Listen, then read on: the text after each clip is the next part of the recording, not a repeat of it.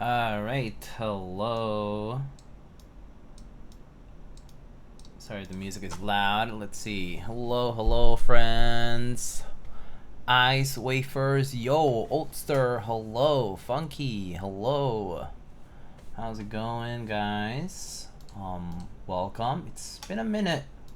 Blood Easy, hello. As you can see, I did crop this front camera, but it's still a little bit of a mess. I just moved, and so yeah, we're still unpacking stuff. There's like boxes and stuff that needs to be organized, furniture that may need to be moved here and there.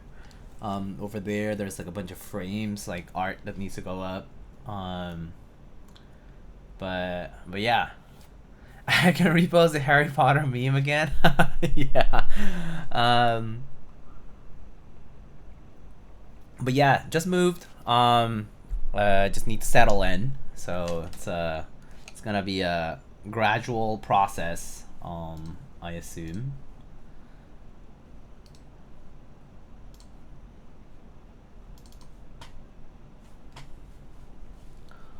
So hope you all have been well. I know it's been a minute. I know I've been away for a bit. How's the new place? Oh, it's good. I like it in terms of I like my neighborhood a lot. There is really good food and it's cheaper. Things are pretty close by. It's pretty, and then it's like they're like open till late and stuff like that. Very nice. Good tacos, by the way. I tried some tacos and they had some good variety. They had like oreja, tripa, buche, cabeza. Like all the stuff that I don't see other places all the time, like lengua, right? Not that cheap, but variety is good though. And what else? Oh, Mr. Frank, hello. Miss you, baby. Oh, miss you too. How are you doing, Mr. Inomoshiki? Boomerangaroo, thanks for the prime. Hi. Never had any of those meats. Can't wait. Yeah, come visit Cole. I'll show you around. But yeah, good tacos in the area. There's good ethnic food in general. Like of all kinds, like Mediterranean and like Asian and like Hispanic and like Latin American, like all that kind of stuff. It's great. Basically, move towards like the Queens area, so it's like just generally more opens up a lot of possibilities. So it's nice.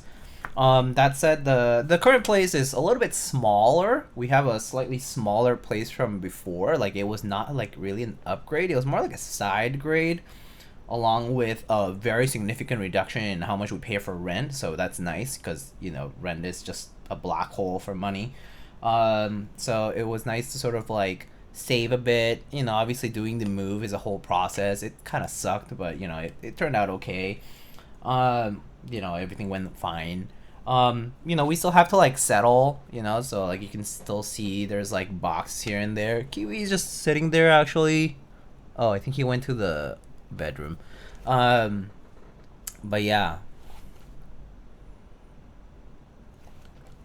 it's good. It's good. I like the new place though. It's nice. I did have to like right now I'm not sure if you noticed, but the lighting situation is a little bit different too. I had to actually like the little cove I have for this like desk setup is like a little smaller than the previous places. So I had to use a different lighting situation, so it's a little harsher, I feel, but I might just need to like adjust as I go. But yeah, so here we are. The way you describe the area sounds like you can actually make the U.S. great again, or can actually make the U.S. great again. Yeah, no, I agree. Well, after all, if we get a new mayor, come November, and if the new mayor can accomplish great things, then yeah, hopefully it starts with New York, and we it gets better. And I know that Mr. Mamdani would be very happy to start from areas like here. I hope it all works out. But anyway, so here we are. So yeah, new place, new things. I'm not sure how the audio and the video and that kind of stuff is right now. So if you guys like ever find any issues with the setup or like the way you hear things or things like that, if it sounds echoey or anything like that, just let me know. I'm gonna switch the music. It's probably too loud.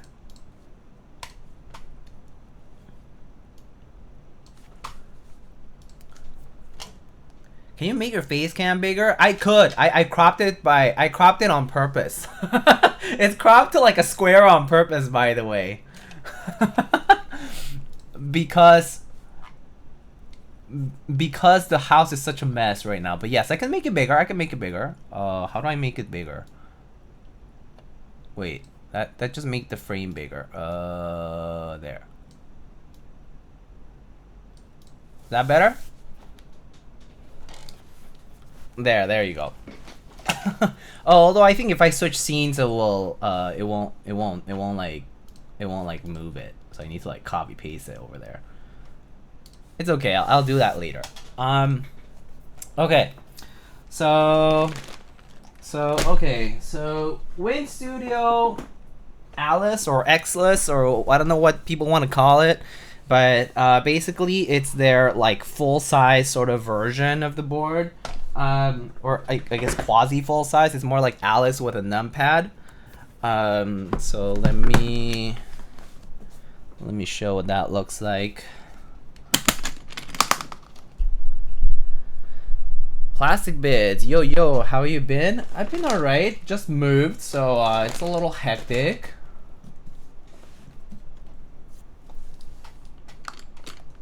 But things are going. Alright, so I think somebody else got a red one. Might have been Patty. I think Patty got a red one too. So we have a red Win Studio Xlice or Alice or whatever you want to call it. But basically it's the regular numpad. It's a very nice red though. Oh, I just noticed that there's like a little X behind this like little grill piece. That's a pretty neat. As you can see, it uses the ribbon cables for the daughter board stuff. But yeah, pretty nice. Yeah, it's a full regular numpad. It doesn't cut corners or anything. Nice like little briefcase sort of situation going here, like a hard carry case just for the board. And then the accessories came in a separate box.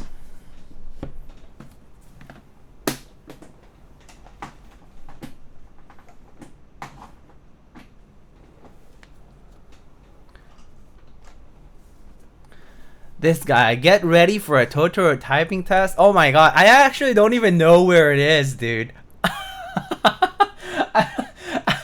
Are you gonna have to? You're literally making me dig it out from somewhere. That's gonna be interesting. I'm gonna see where it is. Oh man, I think it's in the closet, like hung up somewhere, but I'm not sure. I can't compete with this content. What do you mean compete? Why are we competing? We're making completely different things. Anyway, how are you, Binge? Alright, so I think this is the manual. Yeah, so one side is in Chinese and one side is in English. It's like a build manual kind of thing. It's neat. So we have alu plate. I think this is for the left side and this is for the right side. Again, right side, left side. And then PCB, left side, right side. Okay, so for the plates, I have an alu plate and a polypropylene plate. I have a foam kit, of course. Looks like this is the numpad section stuff. So same alu and polypropylene, and the hot swap PCB. Foam kit as well.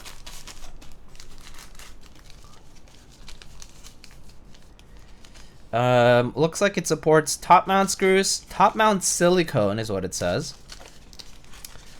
And then leaf spring mount screws, leaf spring mount silicone pieces.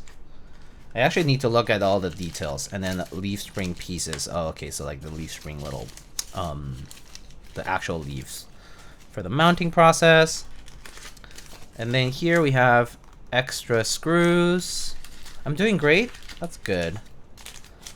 What have you been up to during the streams? I'm sorry I've missed a lot of that. And then I think this is the little gap fillers for in between the clusters in the Xlice layout portion.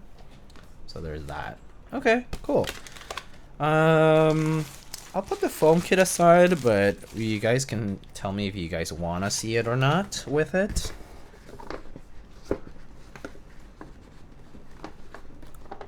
I'm sculpting a new handicap. Oh, I never got one of the old ones. I still kind of want an old one, but since it's like been retired for like forever and beyond, it's been hard to find one. But that said, that's exciting. A new handicap. Hand-E-Cap. That's the name of the sculpt that Binge from Hungerwork Studio here is apparently sculpting. This is a cool little hand that kind of like gives you a high five. Alright, so for switches, I actually got these new switches from Novel Keys. The Alex Otos Granite switches and the Novel Keys Classic Blue switches. I've got all the old masters. I could do a special one for you. Really? That'll be awesome. I just want to have it for the for having one of the oldies, you know? I love how like large and fun the hand sculpting, the hand sculpture is. It's very like realistic. Okay, so we need to pick plates and switches for this guy. These are kind of similar switches. I can show you. I can tell you what it's like here. Let me see. Where is the website? Yeah, here.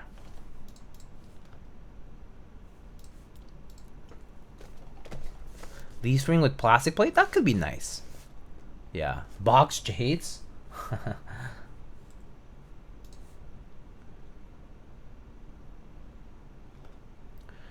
Okay, so here's the details of the switches that we have today.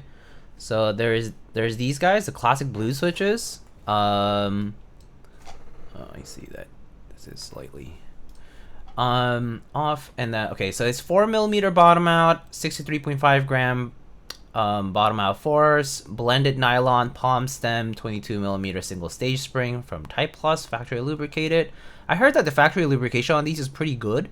They had to like make a special jig for this, and apparently it worked out nicely. And then there's the granite switches, which wow, they're already sold out.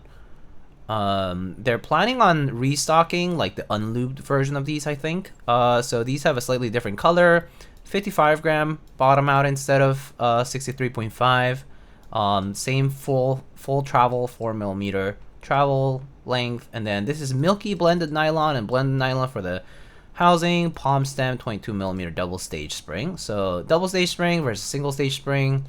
I think it's like this like milky top. I guess they're both kind of milky top. Well, actually, I guess this one's more translucent, but yeah.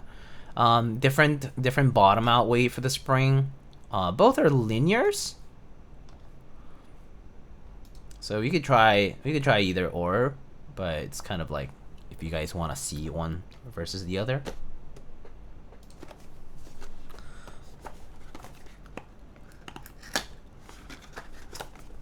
But yeah, I mean, I did mean to try one of these out, so I kind of want to check them out today. And then we have to choose a plate for it. Hi, Soran. How are you? And then here's the plates. Okay. So maybe we need to do a vote for switches, and then we need to do a vote for the plate. I think that makes the most sense. Switches. Alex Otto's Granite, Classic Blue, NK Classic Blue.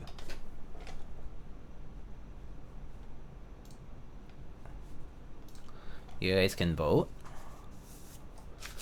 And then we can do one for the type of plate. Either alu or polypropylene.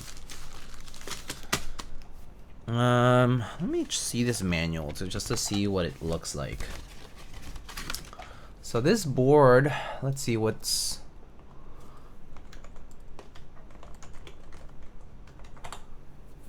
This board, wow, 399 US dollars. Beginning price goes up depending on material for like alu or copper brass, that kind of stuff. And then there's like normal or southpaw versions. That's pretty neat. 4 different anode colors: red, green, blue, black, as well as e-white and creamy white.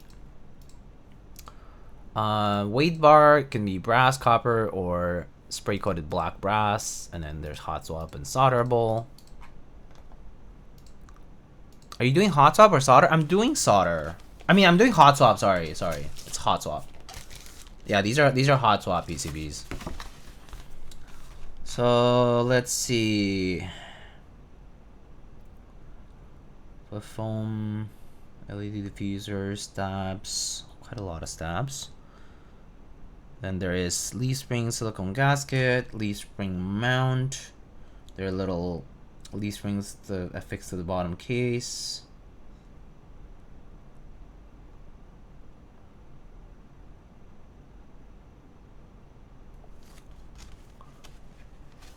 Can you do granite on the left and classic blue on the right? Wait, for real? Isn't that kind of sound so weird though, because they're technically uneven? I mean, I could do that, and then I could just switch the switches. That's not hard. Top mount. Oh, I see. The silicone things are just like little dampeners between the screw and the case.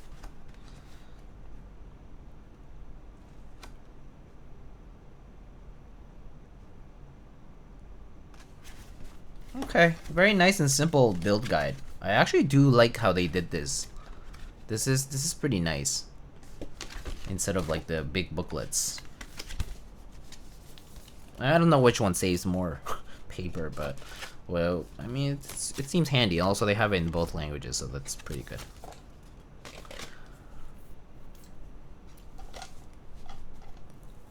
Okay. All right, let's choose the plate though. For that one, let's just choose one. So plate material, alu, polypropylene. I guess aluminum. In the meantime, let me see. I think I have some stabs already here from previous builds. Let me see which ones fit. Wait, these are plate mounts. These are unlubed.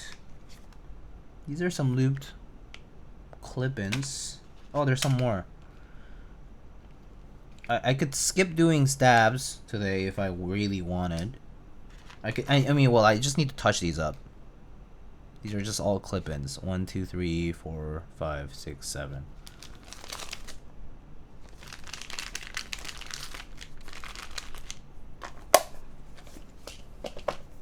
These are from like some previous builds that I had to undo.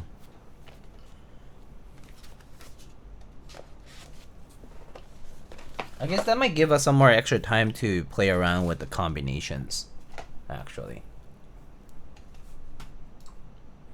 Oh, Mr. Kupo, hello, how's it going? Mr. Kupo was like the one person who like hearted my comment that I was gonna stream. I think somebody else might have hearted it later though. What was it, Vintex?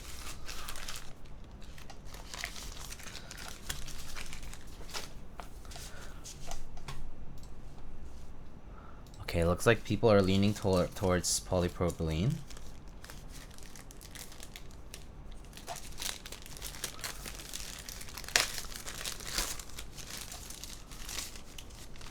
I miss the old place already. To be fair, right now, like I cropped the camera a little bit, like, you know, this thing, because it's so messy. Like, if you see the full thing, there's just like tower of boxes here, tower of boxes there, tower of boxes there. There's still a bunch of boxes that I need to unpack. The worst part is that it's like some of it is like keyboard stuff, and like there's like random, like, you know, like clothes and like random shit that needs to go into a closet. But alas, I need to organize all my stuff. It takes up so much space, man. Then again, I live in like literally the worst city to have all this shit. So it is my fault.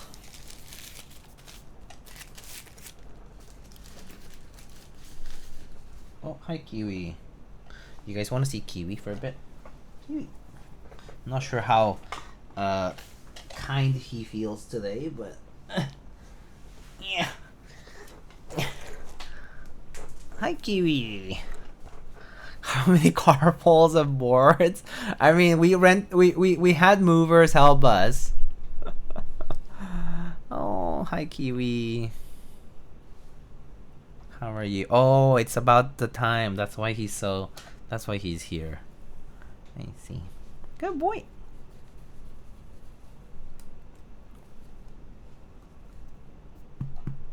Oh, you sound like a watermelon.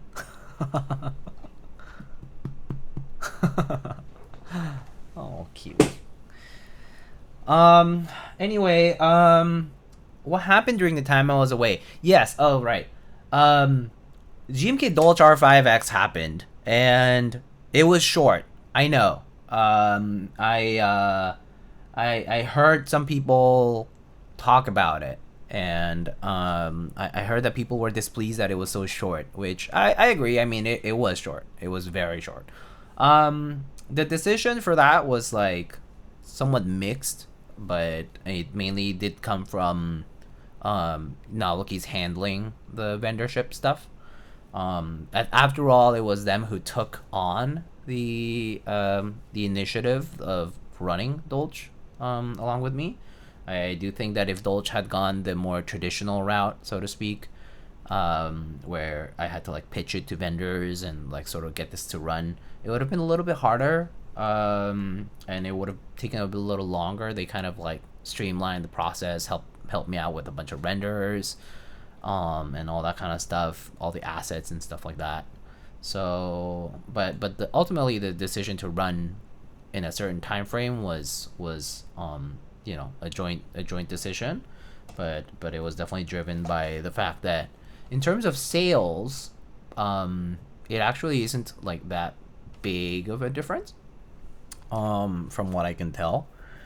But more importantly, I think Dolch is one of those sets that can always come back. Now that we have basically like a more streamlined kitting and whatnot, it's like as simple as seeing that there's enough, you know, demand in the market. Boom, just run it, and boom, you know, GMK produces it in a matter of months now. It's like, I think sets are like shipping within 3-4 months again, so it's kind of crazy. So yeah. Oh, Kiwi. Okay, getting distracted. Kiwi, your fur is so soft.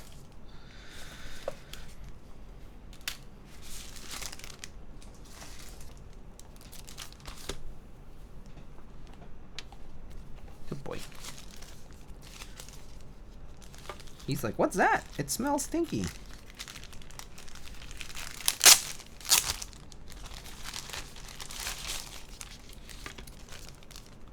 Wanna play with it? No? Okay.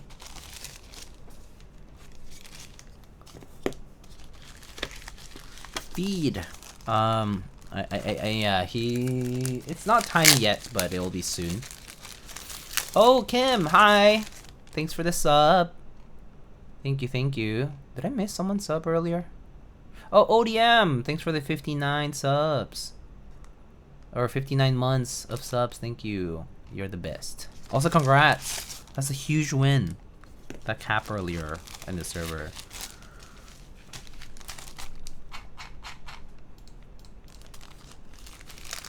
Even Kiwi is here to congratulate you. He's like, the king in yellow? I'm orange, and yellow is close enough to orange. So I must congratulate him. Okay, here we have our PCBs. Let's check out the layout first. Got lucky. Yeah, just give me, you can send it my way, okay? If you decide you don't like it. So it looks like the left side is sort of fixed on the space bars. And then we have regular and split left shift. We have ANSI enter and split and regular backspaces. And then bottom row, we have a couple of options here for arrow cluster or not. And yeah, ANSI. For that, for the numpad, it looks like it's actually fixed regular. It's all fixed to you. There's no splits for the numpad section, so you're kind of stuck with the most regular layout for the numpad, which is the most standard and probably the best one for this particular board. Goodbye, Kiwi. No artisan numpad. Yes, no artisan numpad. We're gonna save some time, and I'm gonna use these pre-lubed stabs, I guess. I hope they're fine. But it'll give us some extra time to try out both the Alex Autos and the classic blue switches, I guess. Maybe I'll just try both. And if I try both with the same plate and all, I think it'll help us at least compare the two directly, right, in their stock form.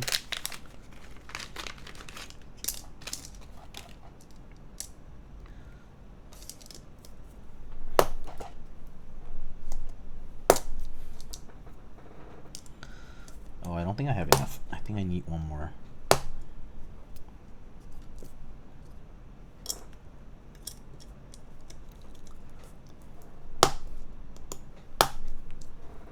No stab content. Can you believe this?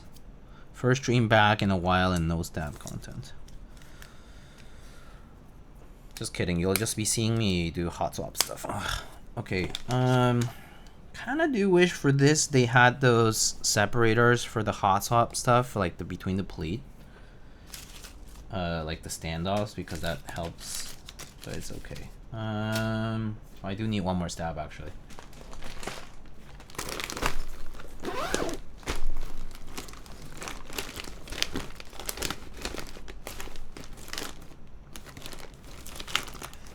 How do am I here?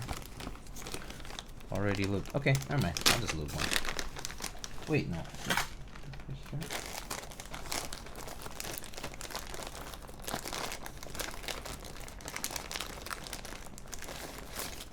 Oh, I put one here.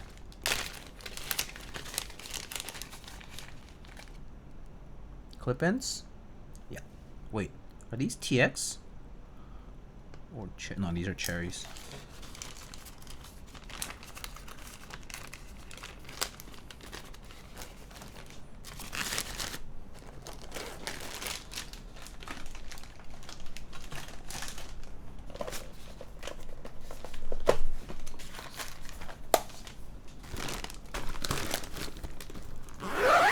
Baggie full of stabs? Yeah, this is my stabs bag.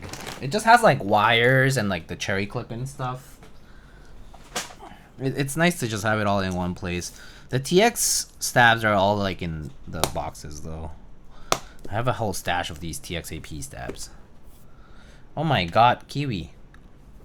Bunch of Kiwi fur. A little gift from him. Thanks, Kiwi.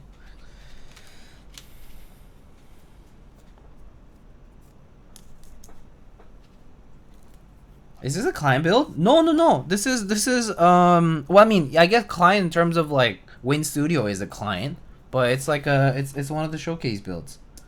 This board is currently on Group Buy.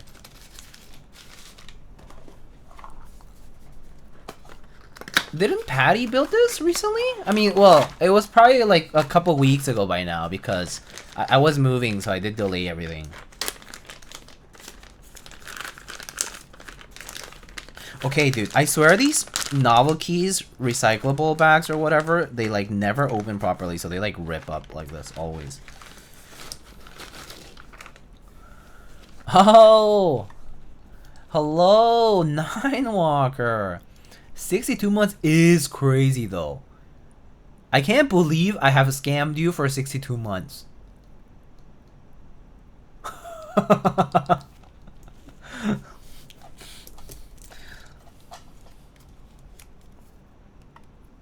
Just kidding. How are you? How are you?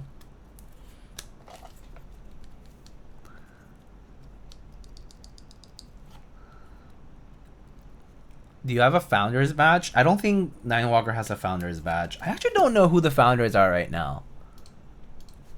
Also, I'm gonna update that build command. Let's see. These will be built with NK Alex, or I guess Type Plus granite switches, factory looped with. These are 55 gram springs, and then onto polypropylene full plates. Ah, shit. I forgot a exclamation build. There. You should purge some, all the non-subs. I need to wait. How do you look up the who has founder badged which? How do you, let's see, early subscribers, right? First 10 prime or paid subscribers and the first 25 of a partner channel. Subscriber badges, but there's no list. Oh, I guess I have to go to my dashboard and look up the full list, I think.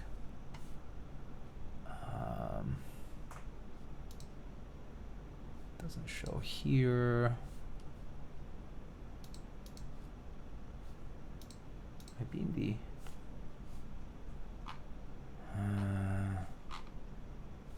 analytics.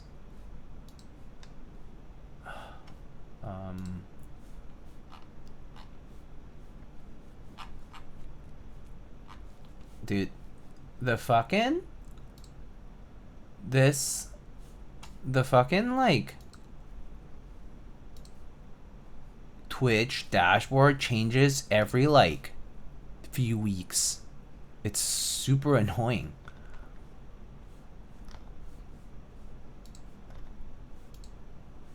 Ah, okay, here. Founders list. Oh, the subscriber list is pretty short right now.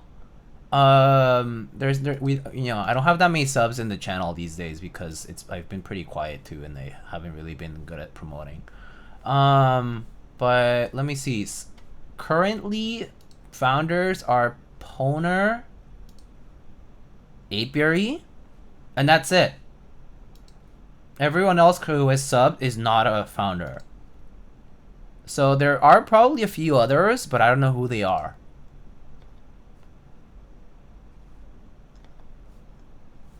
Yeah, that's it. It's Poner and Apiary. That's it. I don't think I can see. Oh wait, I found it. Manage founders. Oh wow. Okay. Wow. Holy moly! I have not seen some of these names in so long. Oh my god. The early founders were Ubi Dooby Doo, McNose, the Kebab, Dashkov, Jack Static, Jerk Chicken, I haven't seen them, Vaughn, Biso, and then when I became a partner a year and some later, Heine, Adam, Megaforce, Apiary, Papaya Pajamas, Raging Asian, haven't seen them in a while either, Shenanigans, Shiny is the guy from Shiny Caps, the guy who did Incubated. Juan, Daji. Nebulant, Wood, Wood is Finderworks. Geo, he used to be pretty active on Top Clack. NR Bigfoot, haven't seen them in like years. Champ Lemon, he's still active. MCP, more coffee please. Valley, I haven't seen them either. And Wilba. I love Jax. I hope he fulfills my Rukia someday. Yeah, Bisuromi. Yeah. Biso used to watch streams and stuff. Biso was around in the early days. He was like pre-COVID. He was like around. Wilba? Yeah, Wilba Tech. Yeah, Wilba. Wow. I need to strip Jax of his founder badge. Okay, chat. Do we nuke Jax of his founder badge?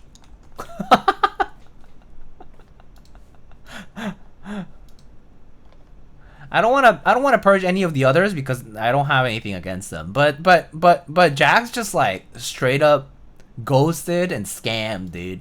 That's crazy shit. At least all the others, at least 24 of 25 people are like normal people that I can vouch for. Because of Jax, the Ace Attorney meme was born, and that was almost worth it. Yes. Keep purging until Ninewalker gets his badge. Oh, actually, hold on. I think it's gotta show when he is. I'm surprised 9 has not gotten his. That's the weird part. Like, I actually don't know who's gonna get it when I purge. All right, let's try that. All right, goodbye, Jax. It was nice seeing you in 2019, apparently. Bye. Oh! The next person was Obsidian Raid, Obi. So Obsidian Raid has the badge. And he's actually subbed, by the way. He's always been subbed.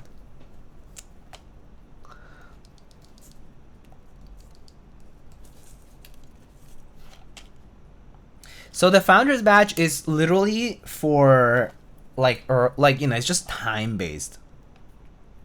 It's like based on who's subscribed to you at like for the first time at a given point in time when you hit affiliate.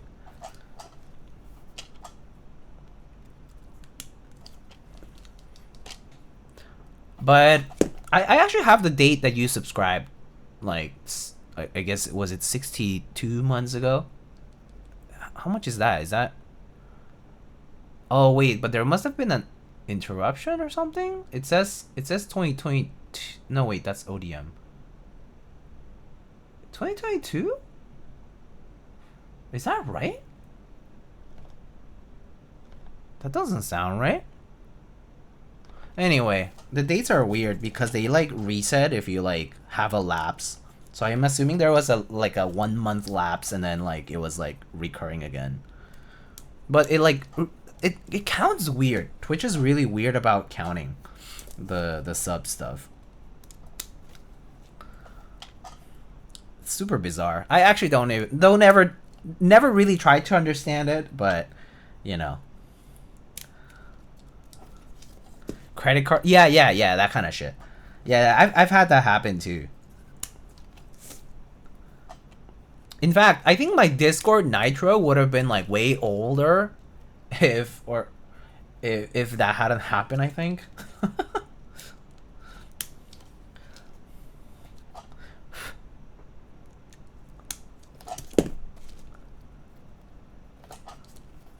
It just moves to the next person, yeah. Also, hi Insty. Oh, hug Kiwi. Oh, he's right here. Okay, fine. I'll get Kiwi. Kiwi, come here. Oh, Kiwi, come here. Don't bite me. Don't bite me. Ah, don't bite me. Ow!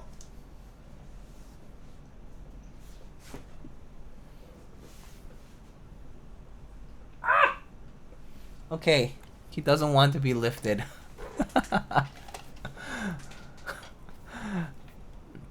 Oh shit, almost midnight. Oh, okay, Soran, have a good one. You know when you try to lift a cat, and if you don't lift them the right way, they get angry at you? That was Kiwi just now, so... It's not so much that he hates me, but... I just didn't, like, lift him the right way, I guess. So he was like, F you. My leg was humped today by a dog. I'm actually kind of pissed. Wait, why are you pissed about it? I'm more curious about why you're pissed. It just kind of happens. You let the dog hump you? Well, that's another question too, but let's go one by one. I don't know, I felt humiliated. What? Okay, dog decides to hump you. Would you feel humiliated? Like, question for chat.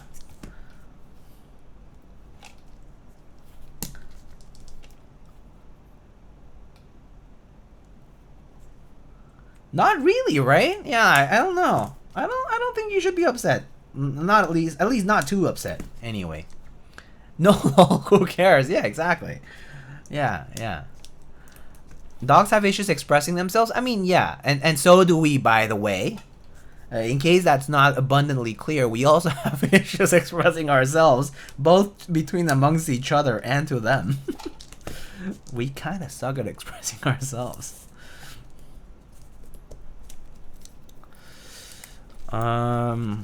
Let's test the stabs on this side first. Oh, where's my keycaps? It's just a sign of how much they like you. Yeah, exactly.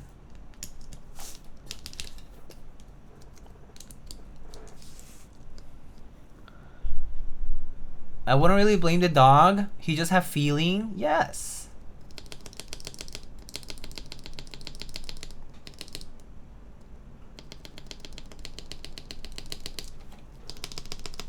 Oh, I don't have my usual piece of foam. I had to throw it away during the move.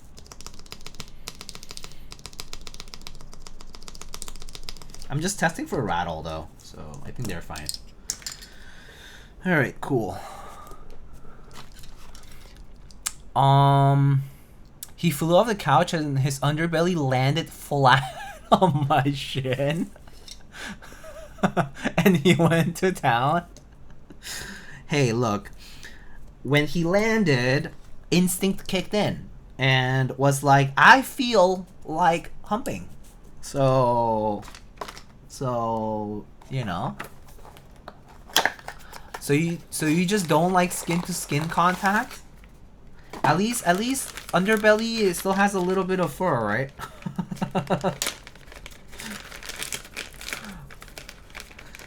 They just had a feeling, that's all.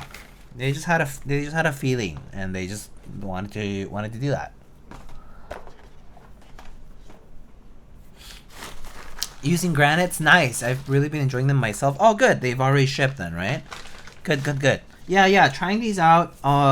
Completely stock. Actually, I forgot to actually check how they were lubed. I did mean to open one of these up to take a look at it.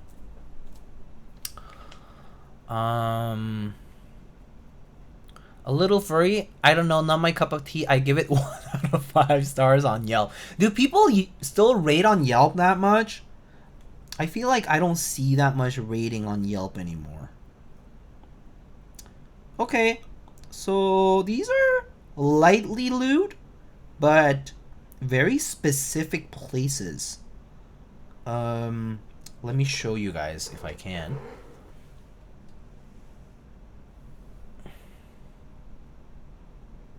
So, you guys, it's a little hard to see, but there is some lube on the legs very exactly. It's not too thick. It's a little blobby there, but it's not that thick in person. I think it's not bad feel wise.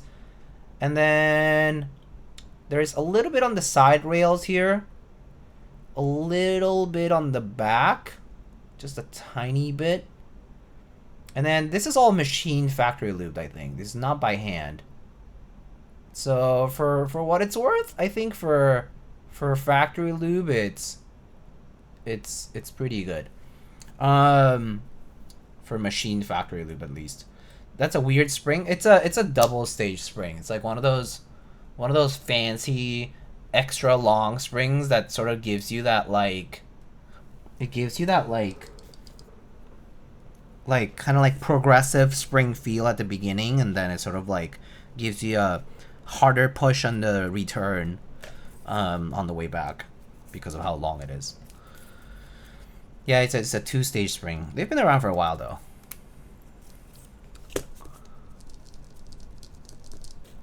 Yelp's overrun by people who treat Yelp as social media. Yeah, that's generally true of a lot of these apps now, right?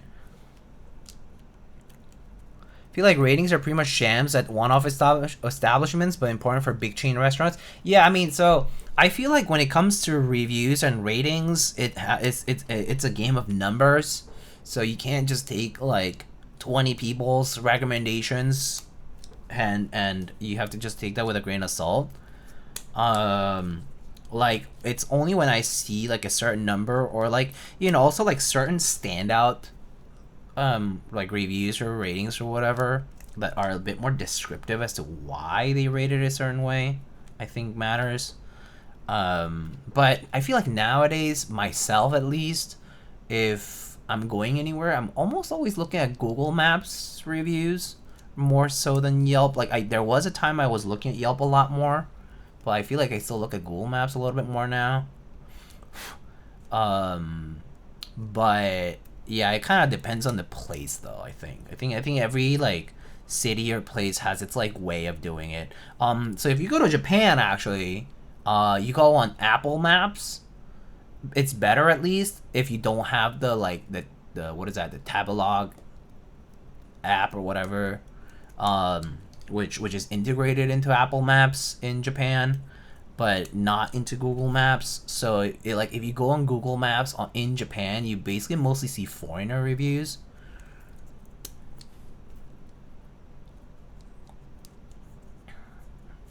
But yeah, you do have to be looking carefully, like when it comes to these reviews. Like there's a lot of whole like rating and review farming, right? I mean, there's like places that do this thing of like, we'll give you a free Thai iced tea for a 5-star, you know?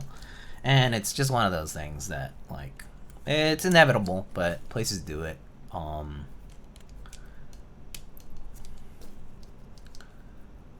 I hate when I see selfies and family pics on Yelp, bro. Show me the food. I don't give a fuck about you. Yeah. I mean, there's that too. Or I think even like when it's photo of food, there's a lot of photo of food that's like super blurry, and I'm like, I can't even see what it is. Like this photo and photo B, C, D, E, F, G from other places, they all look the same because they're all equally blurry. But yeah.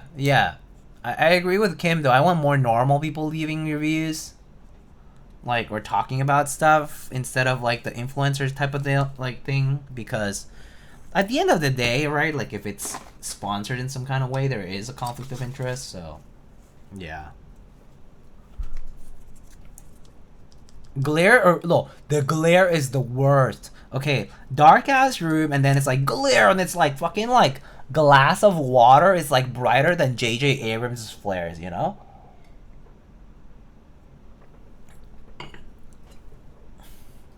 Dolce owners and others, hello. Oh, Secret Myth, hello. Thank you for the tier 1 sub.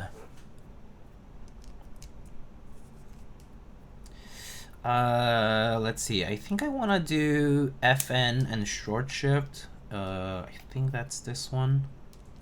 Wait, no. There needs to be some separation between those two, so it's this one.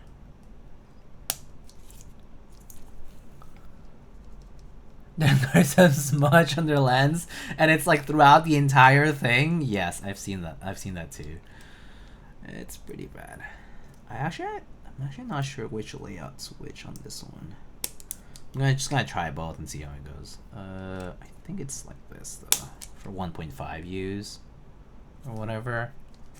Don't remember, but I'll check when I get keycaps.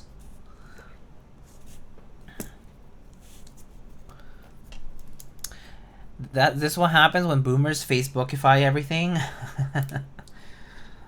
I do prefer having the info than not having it, you know. But yeah, I can agree with that. Another thing is hey, at least you can't tell when it's like the boomer taking out an iPad to take a photo.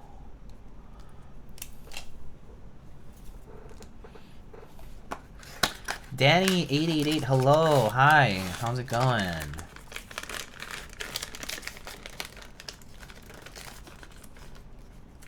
Oh my god, how do I even open this?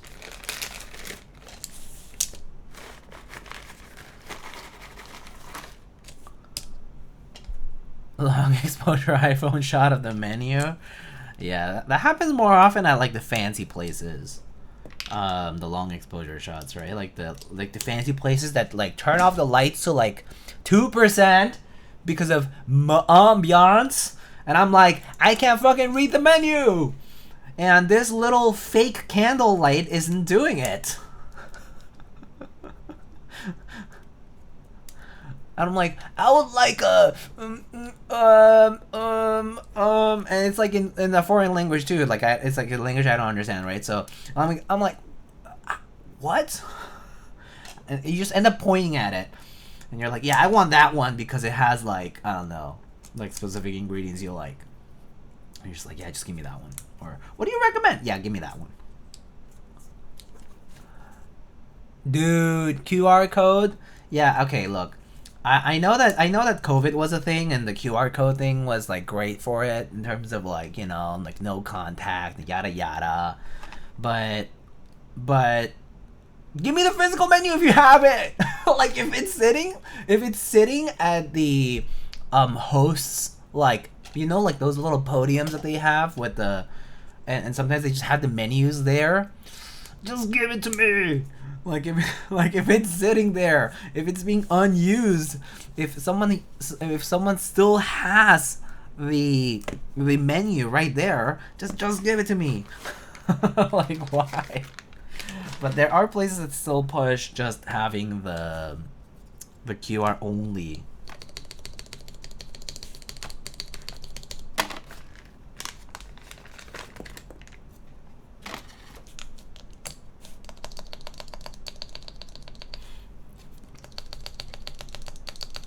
Menus are like GMK novelty kits, gotta pay for the luxury. Fair. Alright, I think these stabs are fine.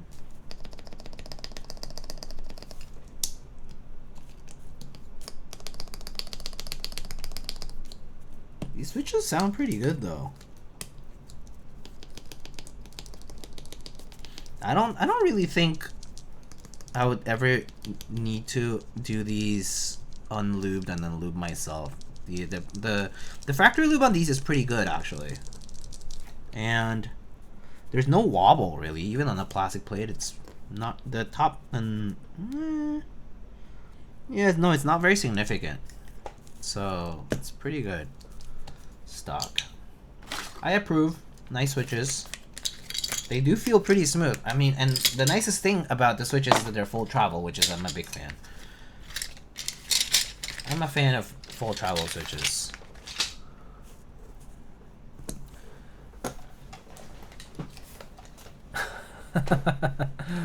I hate, oh my god, what I hate is a fast casual place that has an iPad as a register and it asks for a tip for a pickup. Oh, dude.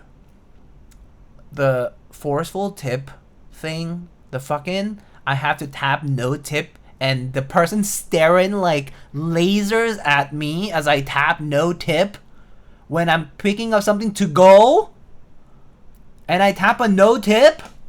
I'm like, stop staring at me, and also no tip is fine, it's to go, I'm picking it up. Man, stop forcing it on me. Stop.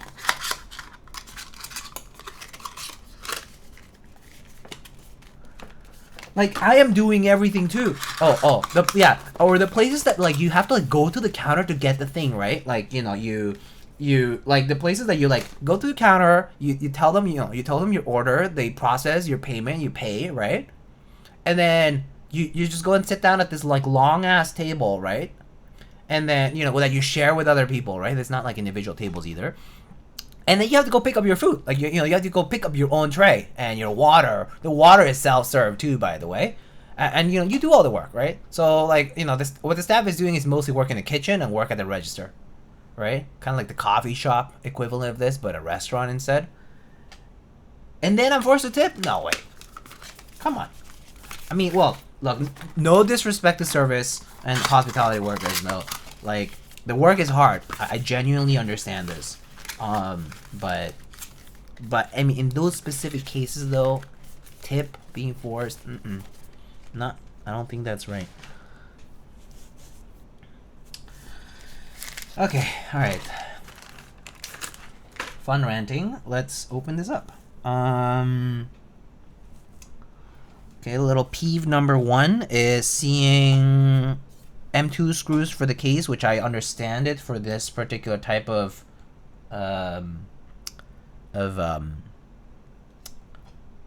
build, or rather the way the screw listing is.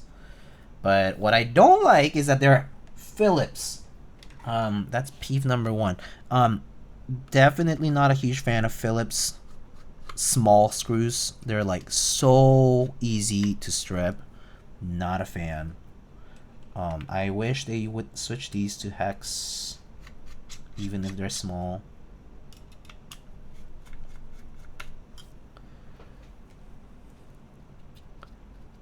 Can they see the price on their side? Well, sometimes when it flips, like when the iPad is like this and then it like flips around on the square stand thingy, sometimes they see it.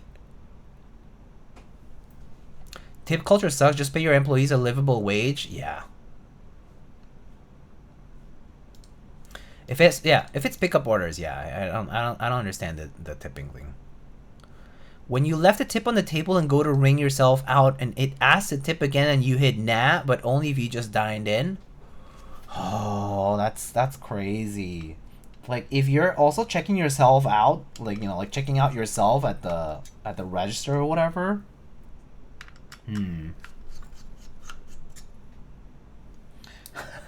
How dare you bring logic to this capitalistic utopia? For real. Okay, I think that's all the screws, right?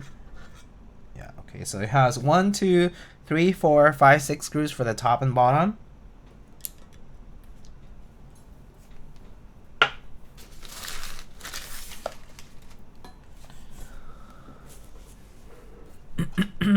I tip my barista. Okay, barista's very different, by the way.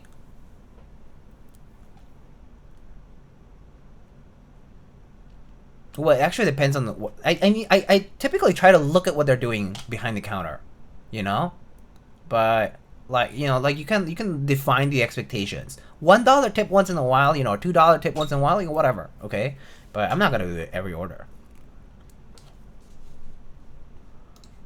Anyhow, Dalmau says, I have a question in case anyone knows what's the difference between the Wu-Ting kit and the module. The price doesn't change much for just the module. It's confusing me. No idea. Wu-Ting kit.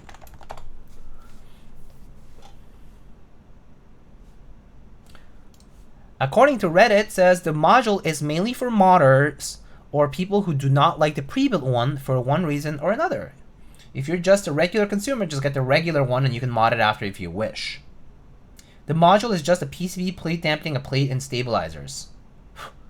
It's like if you want to build the custom board without buying the whole thing out of the box. So for example, if you buy it and then you want to put in a different case, you get the module, which has most of the parts, right? They're kind of like giving you the pre-built out of the box at the, at that price, and then for the people who just don't care about having that pre-built case, you can just get the module alone. Baristas deserve tips well before tipping culture blew up. Yeah, I mean, there was always an issue with that too, but anyway. Okay, so Leaf spring mount? We can do leaf spring mount first, I guess. Okay. We did no foam for this, so sorry if you wanted foam. I just kind of did it by reflex. The wooding stuff is just standard GH60 or poker style. Yeah.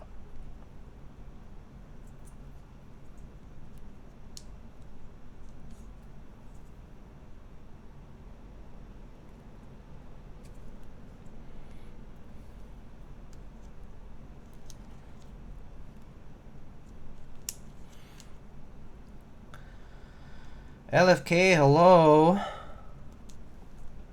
How's it going? How are you liking the new place? I'm liking it. Kiwi likes it a lot. He's always like running around and exploring stuff for a bit.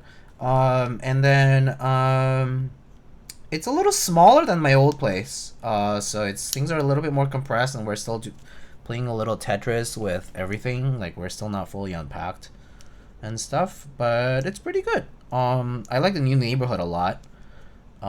Pretty accessible, and just in general, I like the vibe here a lot. The food is really good. So I'm a fan. So far, so good.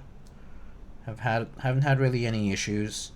I do live like in a smaller building, so I have like fewer neighbors, I guess, per se. It's nice. It's nice. I like the area. It's kind of far away enough from like the main area, so it's not loud.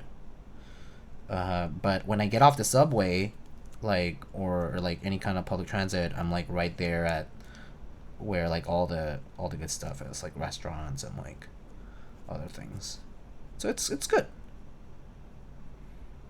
So things are close enough to enjoy, which is always nice. Oh my god, I'm like terrible at these thingies.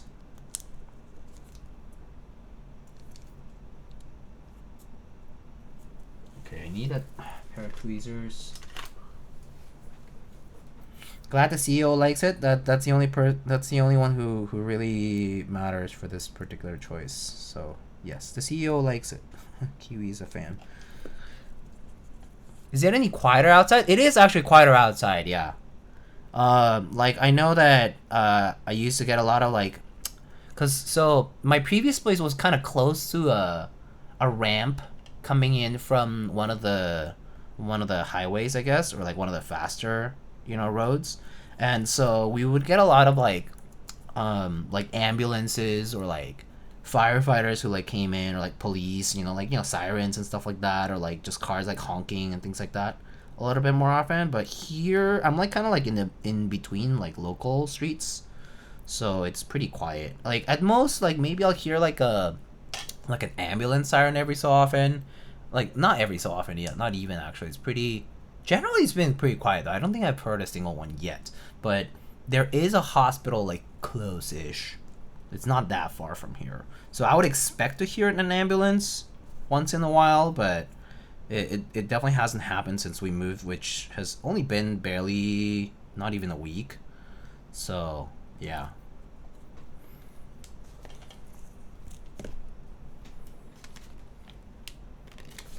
New York drivers love their horns. Yeah, so lately, so I started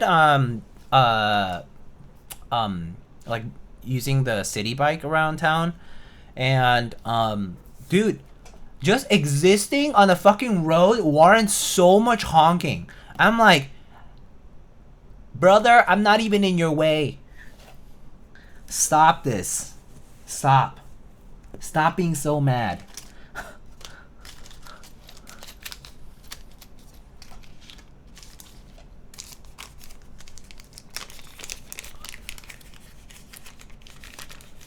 How's your area been dealing? Seen some crazy ass weather and manholes gushing water from the storms. Oh, fortunately my area's been okay. I've been very lucky about the whole like storm and like things flooding and shit like that.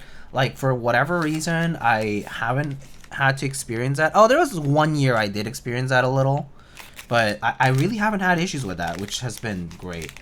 Like not in my commute, and certainly not anytime recently with that. So I've been lucky. Didn't have to deal with that when like it suddenly like there was like this flash flood warning. Okay, let's try this gasket mount thingy. So silicone gaskets. So they go like this. Little like dumbbell shape, and then there's like a little like straight portion here that faces down, kind of like a pin, sort of like a gasket pin mount, sort of.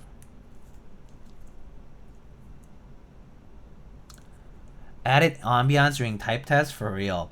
Yeah, if you do go and listen to a bunch of my videos from before, like you hear so many like sounds in the back, car sounds and sirens and people yelling or like kids. Sometimes I would like actually have to resign myself to record this like in the middle of the night for it to be quiet. But then again, I do have like, and then like, you know, background noises like fans or like, you know.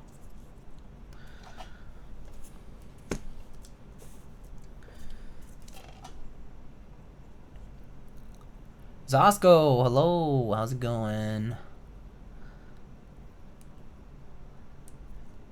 New York was the wildest city I ever drove in. Like, you know, you live in one of the most densely populated places on earth. Why the fuck are you expecting traffic to not be bad? Yeah. Yeah. Yeah, I know, right? It's like the exit. Well, to be fair, the people who drive in the city are mostly transiting the city. That's the thing. That's the biggest thing about the city. A lot of the city traffic is people who don't live in the dense part of the city. They're just transiting through. They're going through to cross to New Jersey or back to Long Island or whatever, right? They're transiting through. Or they have business in town, they have to drop off something in town and then leave. And they drive these big vehicles or whatever, but you know, it's just a lot. I mean, plus the taxis and all that kind of stuff, right? But and even like the Uber drivers or whatever, you know, you name it. Like there are people who live on the outskirts of the city, but drive in to do their work or whatever it is. And then they leave, right? But it's just a lot of those people. So, yeah, it ends up getting pretty crowded. Alright, fix the leaf spring to the bottom case with flathead screws. Okay. Top mount, leaf spring mount screws. Okay. Don't go to Baltimore. Yeah, everyone rushing in, rushing out. Yeah. Yeah, that's pretty much what it is.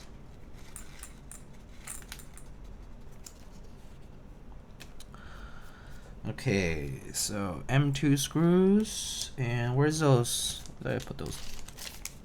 Leaf springs. The leaf springs are, looks like they're made out of carbon fiber. Carbon fiber. Very cool. Okay, so the orientation of these. Let's start from the bottom left.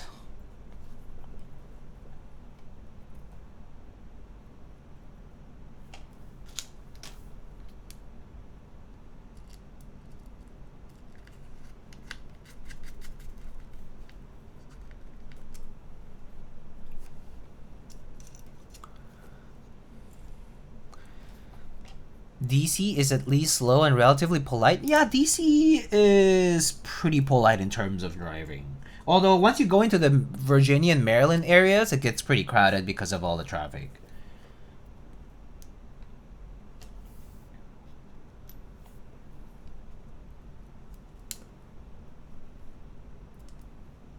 I guess point made with the Baltimore comment. Like Maryland in general is kind of crazy too.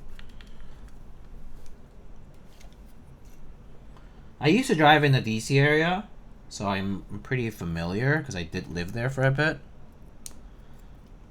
I don't miss like driving to and from work stuff, like commuting and all this stuff. But that's it. I do kind of. I mean, I often wish I had a car so I could like drive out on a weekend or whatever, or like to run errands or like do whatever whenever I want, but that's okay. After I saw the parking situation near my place here, I was like, oh, thank God I don't have a car. It's like,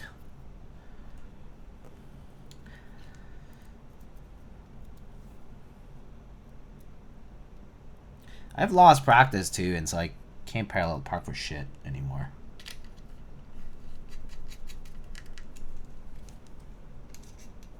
You know, I always thought it was like a, oh, you learn it once, you do it well enough, and it's like riding a bicycle. You do it once and you learn it, and you're set for life, right? Like you'll like remember it.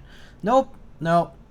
I after I stopped driving, you know, after being in DC and then moving to New York, I just cannot parallel park for shit. So.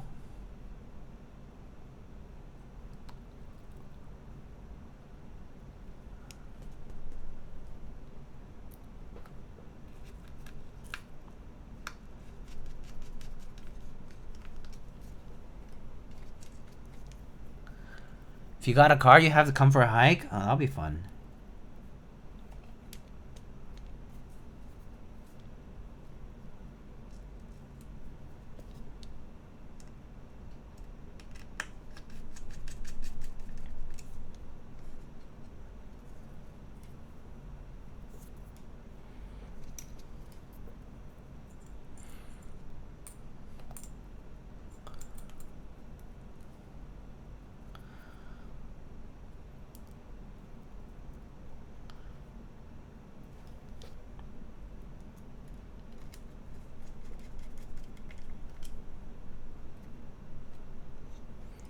I think I told some folks in my Discord server already, right? But my move had some issues, like when I was moving, and I like, you know, we hired movers, right? And basically, you know, like when you hire movers, you like do an inventory of your stuff, right? And basically they like misunderstood my inventory, even though I like linked them specifically, like, you know, like we used a bunch of these, like, you know, those Home Depot like 27-gallon totes or whatever. So, you know, like we bought a bunch of those to pack stuff up, and like, you know, I had like listed on the inventory and like linked it. I was like, oh, we're using these Home Depot like 27-gallon totes or whatever, and this is the link. Maybe the link got lost in between the first person and the second person quoted us because we had to like switch our date for the quote. But basically when the mover arrived, he was like, oh, so you have this item, this one item for this tote. And I was like, no, this one item should be 25 of these totes or whatever it is, right? And he was like, oh, well, we have to re-quote that because, well, we didn't expect that it was going to be that big of a move. And I'm like, but I literally like linked and described this whole thing on my like itemized, like on my itemized list. Ended up paying the difference, but it worked out, I guess. At the end of the day, the truck was at least large enough to handle all that, and the movers were pretty efficient, but it's kind of a pain in the butt. Speaking of hikes, are you going to be in Chicago for the meet? If not, who should I harass for you? I will probably not be there for a Chicago meetup. Probably not. I am sorry. I do wish I would attend, but I don't think I can make it this time around.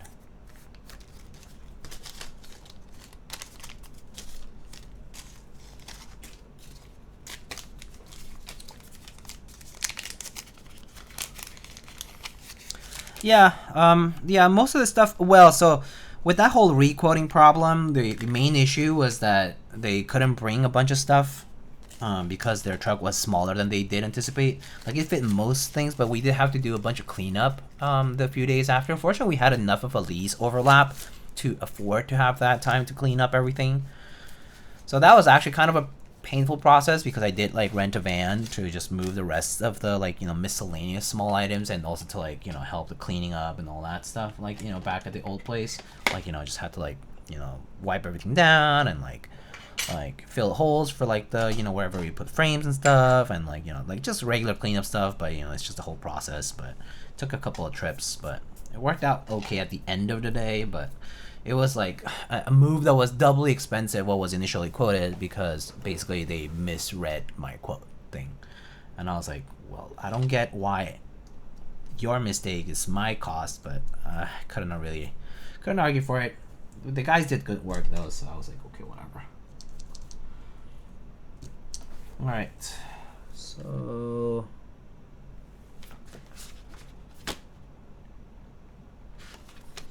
because foam is optional.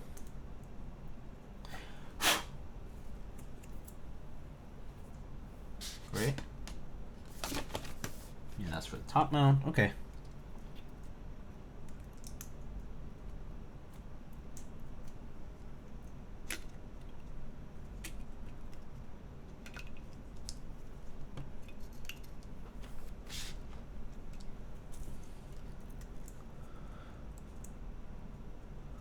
Yeah. Fortunately, nothing was missing, and like we didn't really have any like major like big ticket item type of thing like broken or anything like that, like furniture or anything like that, like anything like too important. At least there was no issues with that. So that, yeah, I would call that a big win too.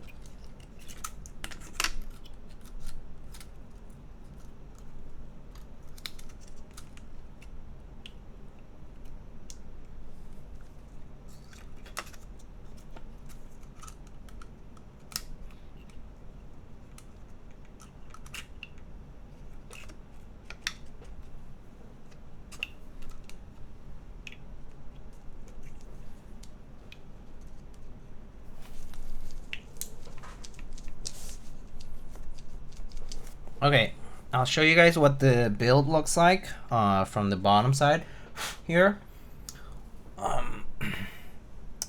So this is what the, sorry, a bunch of fur here. This is what the leaf springs look like. So it basically has,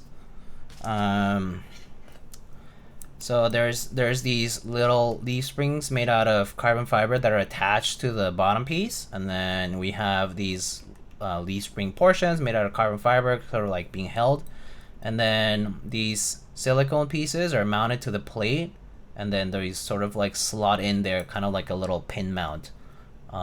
So it ends up being like this very like flexible sort of like mounting system, and that's kind of like throughout the periphery of the board. So that's what the board looks like.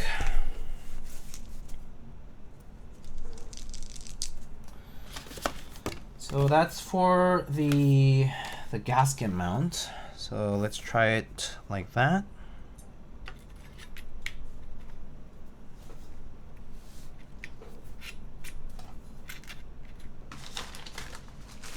Where's my screwdriver that I snapped?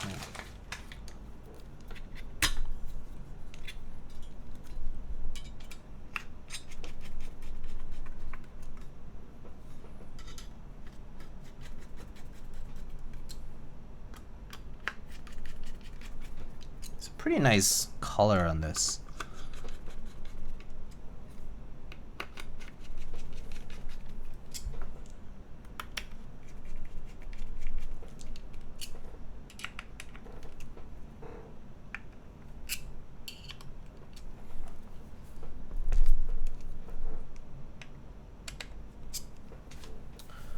All right. Wow, very flexy with the gasket mount. We'll try with the top mount in a bit.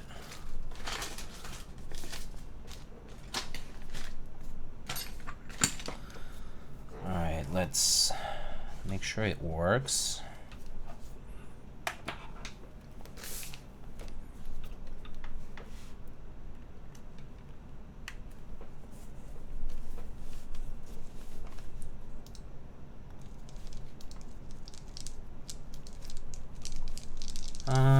I don't see it come up.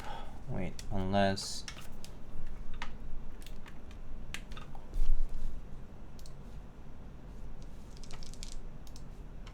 Did I get firmware from them? Let's see. It doesn't show up on VIA or Vial or whatever. I'm not sure if this is flashed. Okay. I mean, I do see the controller, so the PCB, I think it's just not flashed. Right? I think that's the thing. Where's my device manager?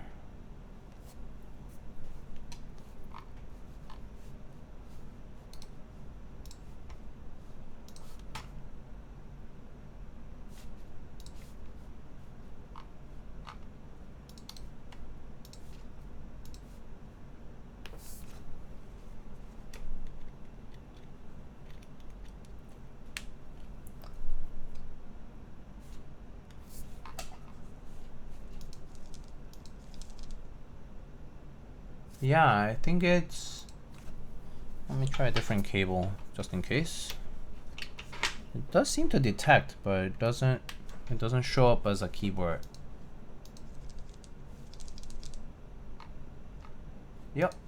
Yep. Okay, cool. I think it's just not flashed. We'll just use it not flashed for now, that's fine. I'll just type like words that I see on the screen, but you know, obviously you won't see it actually type. That's okay though. Okay, what keycaps should we put on this, huh?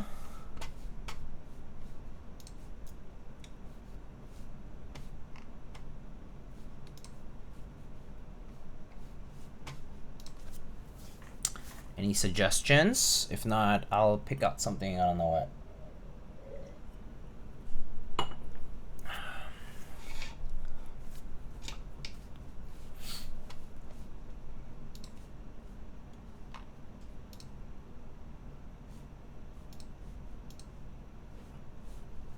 It's like people are quiet. CRP? We could try that. We could try CRP.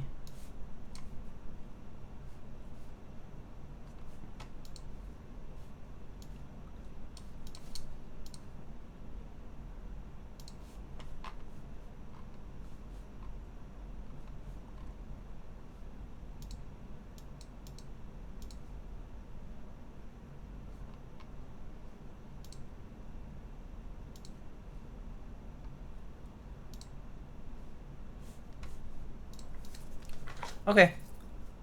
I'll try some CRP. I think I have APL. I'm gonna go check. But yeah, I'll bring something with like reddish subs.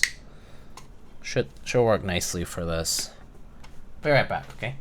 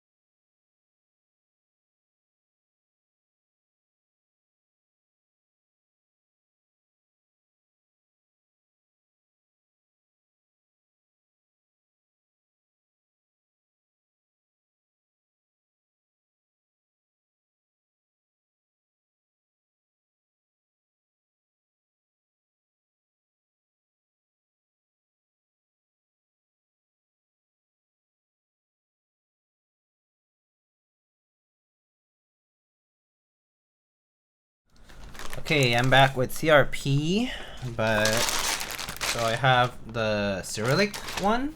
I think I also have some space bars over here. Let me go feed Kiwi real quick. I think he's hungry. Kiwi, it's time to eat. Let's go. Oh, hi.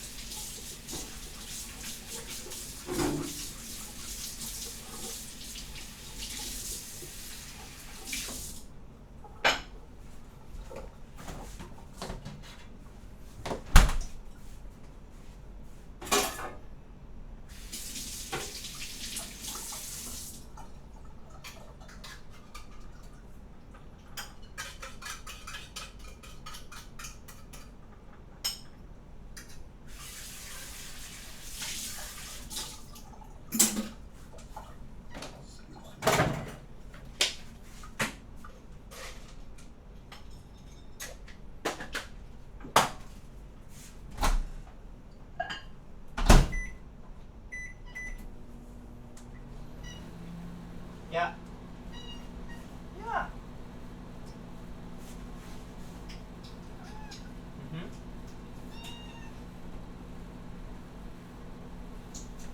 Good. Okay, Kiwi. Alright, I'm back. Kiwi is now eating. Alright, let's try this with CRP.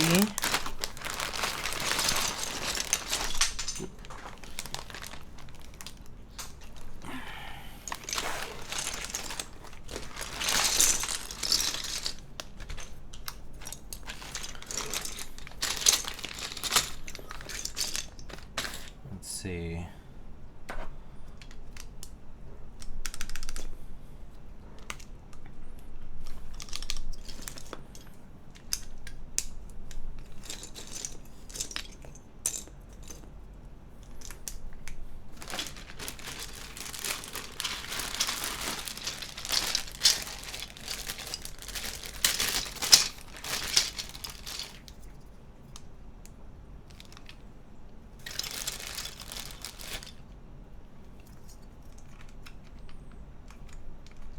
Is that a Tuyu?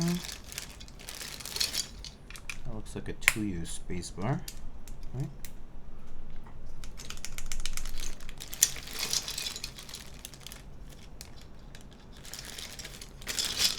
Haha, Mr. Binge, thank you so much for the raid.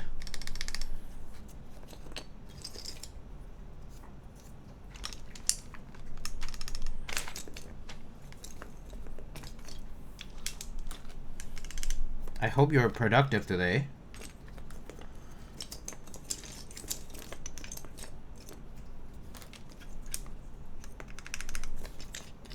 Interesting, is that a 1.25?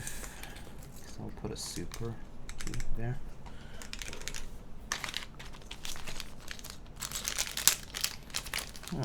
Actually, kind of wonder if I can do that.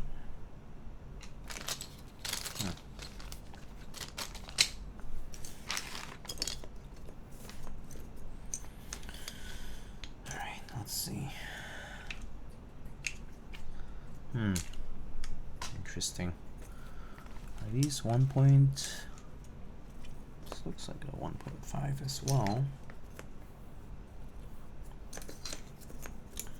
I don't know what this bottom row is about. Let's see though.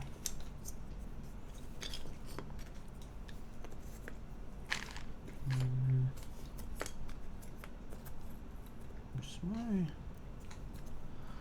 other?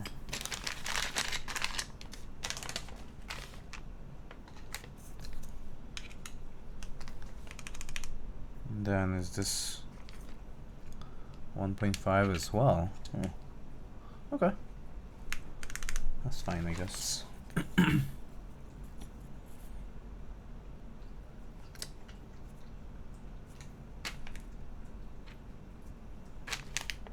Where's my FN key for this?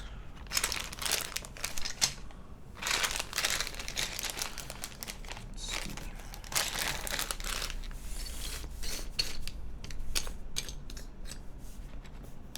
Let's see, 1UFN.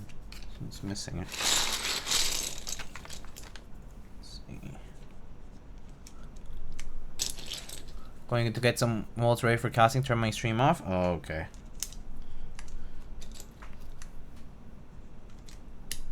Good luck with the cast.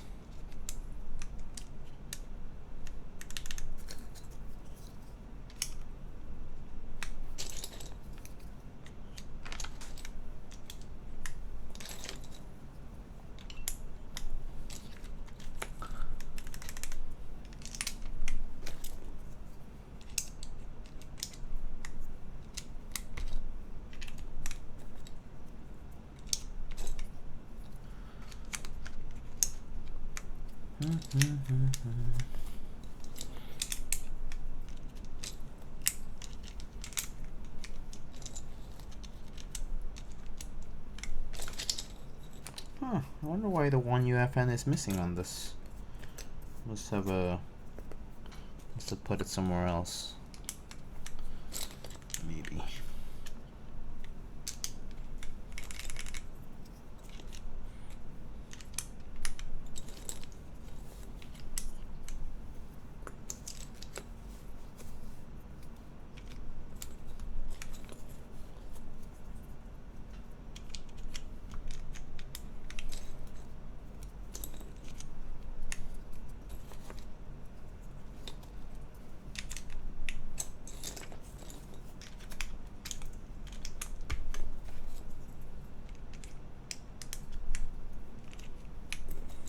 I don't think CRP ships with 2 Bs. Oh no, it does. Thought it didn't. Nice.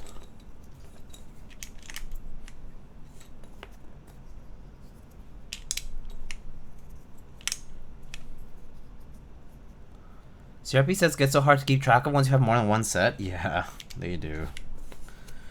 They really do. I try to keep them together, but still.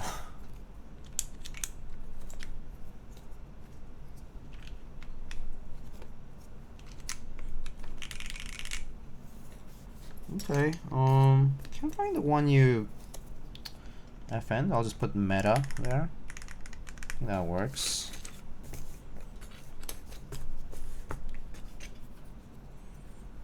Maybe I'll put this one as function.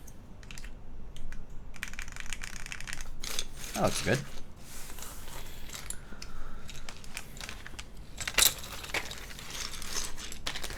Maybe that 1UFN is here actually. Yeah, I think it's here. Oh, yeah, I see it. I see you. Okay, fine. We'll bring this back.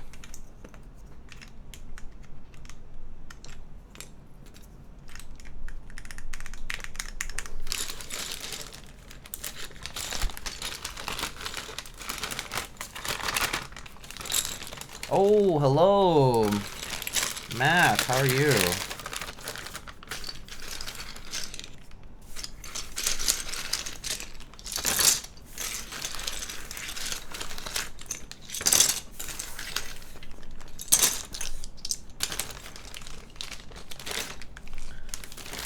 Fill the numpad with resin. It's okay. I'll just put a few. Like I'll put this 3 and maybe like one more. It feels too intrusive to have too much resin on it. You know what I mean?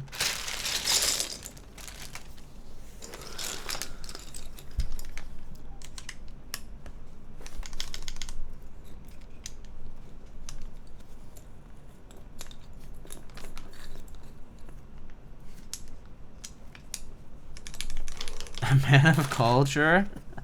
You really want that? So funny. I mean, I could, but I don't think it looks that good. It's too crowded.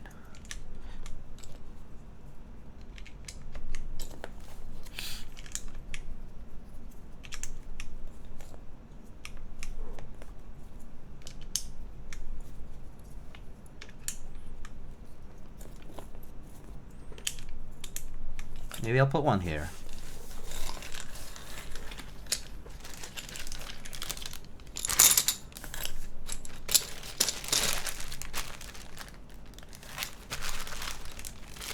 Resin and prime numbers only? That's still quite a few. Isn't that like 1, 1, 2, 3, 5, 7? I guess there's no 11 because that's it. But that's still like this. How do you like this layout?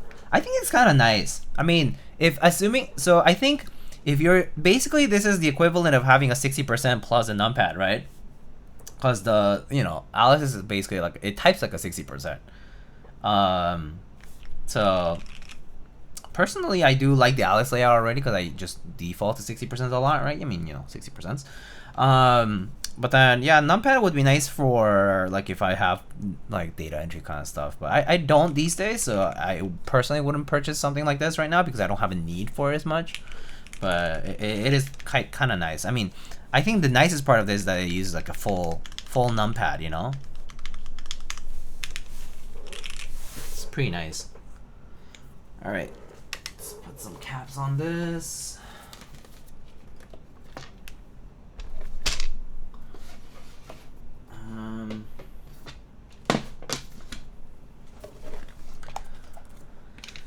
Okay, let's put some resin, some ice cream. This one has some red in it. This guy here, almond cap. I think this is kind of like more reddish orange, but I think it fits nicely, so I'll put it there. And maybe on the other side, I'll put this guy, this bogan.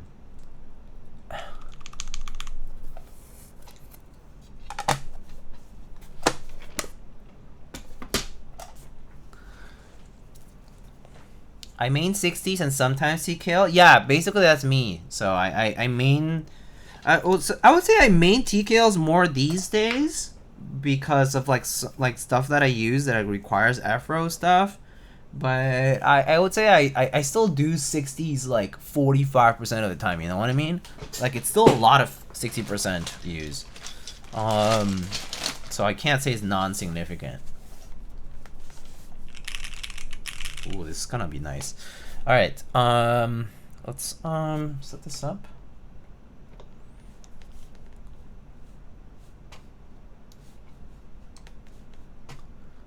Okay. Let me adjust the mic thingy.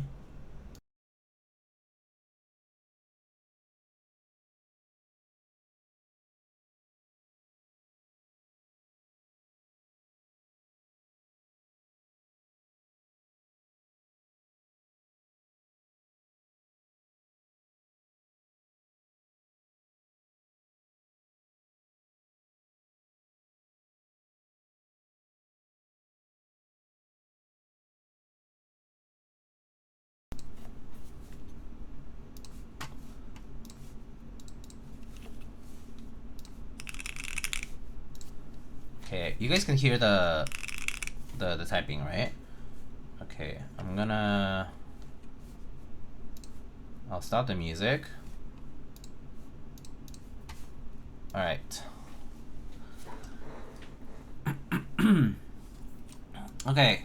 Obviously nothing to type on the screen right now, but I'm just gonna follow like random this series. I just like put a random list of words when I don't have a working flashing key map or whatever. So I'll just be typing that, okay? But yeah, this is the WinStudio Alice, or Xlice, I guess. This one basically is an Alice layout plus a numpad. And this one right now is built with the Alex Otto's Granite switches from Type Plus and Novel Keys. And we have CRP, I guess Russian, PBT caps, polypropylene plates, and no foam for the build. All right. All right, let's try this out.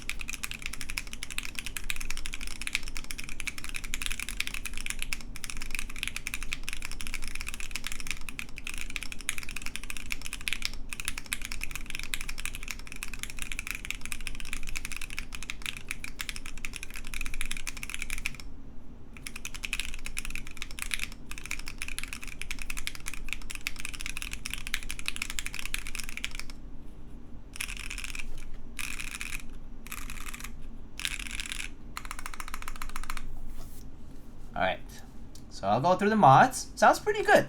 I would say like this plate in particular, this polypropylene plate is super flexy with the current setup, and also no foam.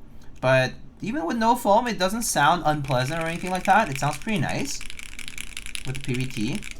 So I think it sounds pretty nice personally. I would personally use it. But that said, I think there would be a subset of people who would probably prefer foam with this particular configuration, like gasket mount with a plastic plate. But I think if this were like top mount, it was gonna sound a bit different too. But this gasket mount is very flexy. So just, so you know. But yeah, it definitely sounds light because of kind of like empty case plus plastic plate and PVT. I'm gonna go through the mods.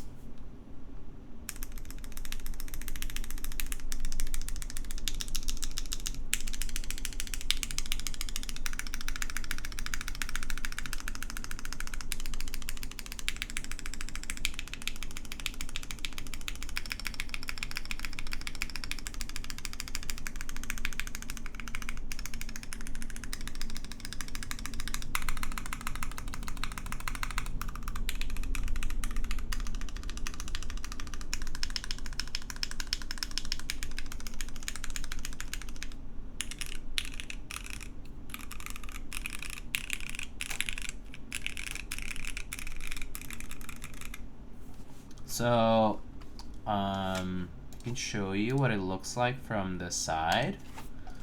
It's pretty flexy, as I said. Let me actually show you how flexy this really is. So, take a look at this.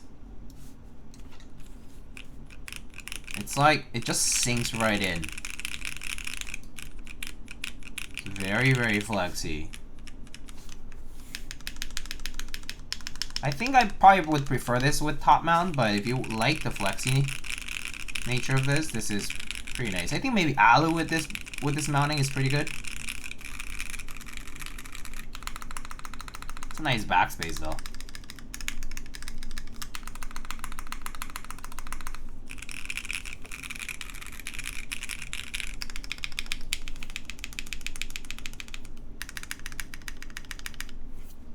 Nice sound though, overall.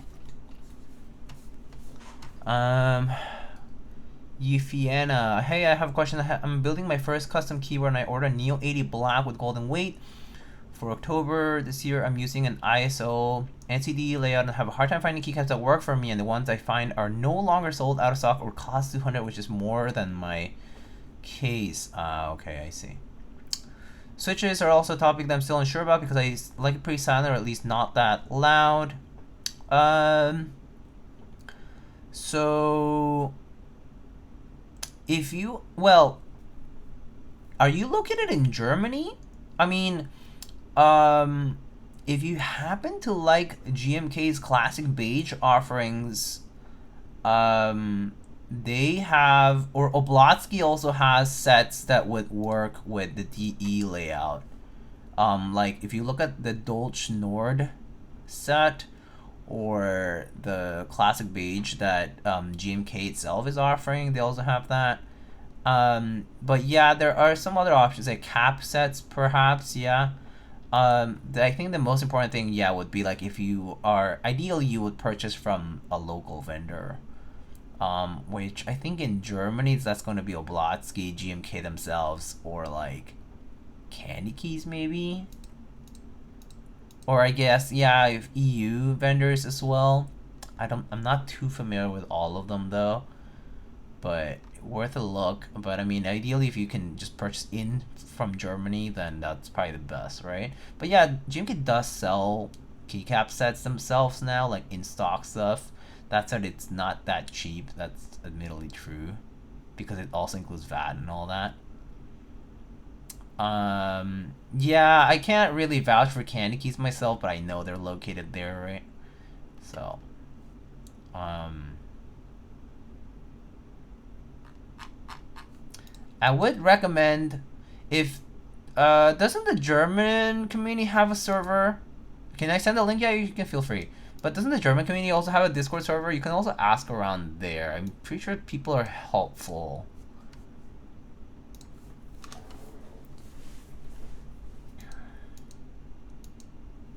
He rather answers to Reddit posts and support tickets, for real.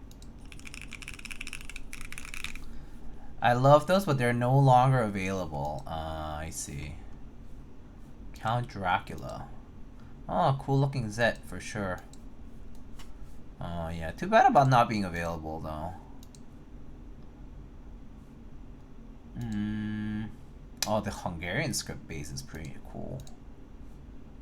But wait, don't they still have the Latin base and the international kit? For the PvT fan set? I mean, if you just don't get the Hungarian script base, you could get the Latin base with the international kit. Comes around to like $90 US plus shipping and tax, I guess, for that. Monaco keys. Oh, I see. Monaco keys are also in Germany. Oh, I didn't know that. Good to know. You can join here and ask. Yeah. Oh, that's great. Thank you for being so helpful. All right. Let's try doing this top mount, this board, and go from there. So I think the board itself is pretty nice though. It actually types quite nicely. I dig it quite a lot. That said, I do think this configuration, the switches are also pretty good. The switches are really smooth and really nice. I like that as well. I think I would probably use these stock, honestly, like the Lube version. They're honestly pretty good, even stock.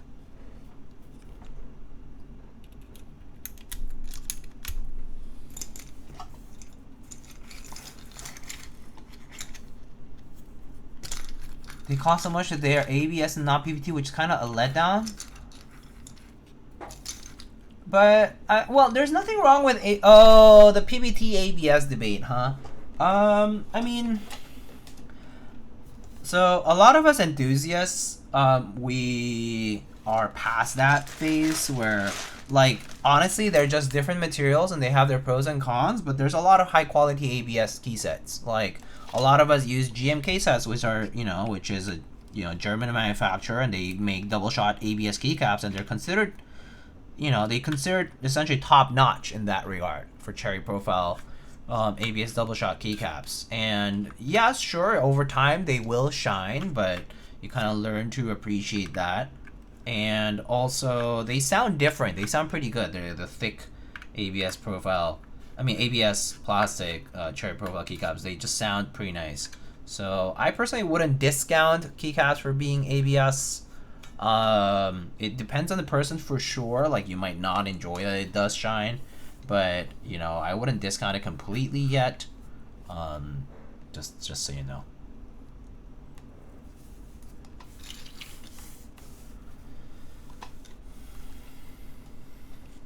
But yeah, that's just me. I personally wouldn't discount that for sure.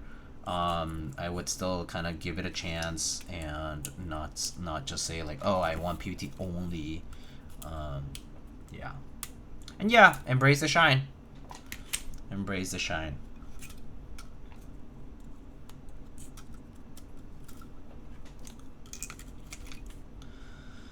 Okay, so now let's try to do top mount. I'm wondering if I can just leave the leaf spring thingies without having to remove them and still do this fine. I think I should be able to just leave them in place, but we'll see.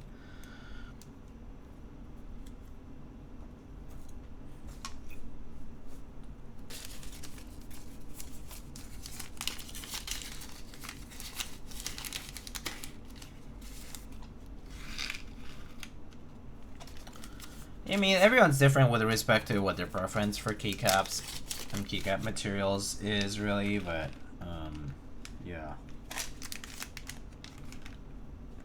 There's a lot of screws, man.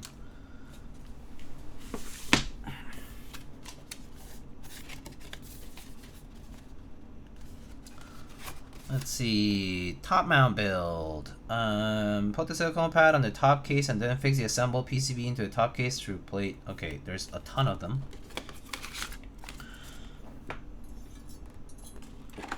Oh, right, we also have those screws. So let's just make sure we don't lose them.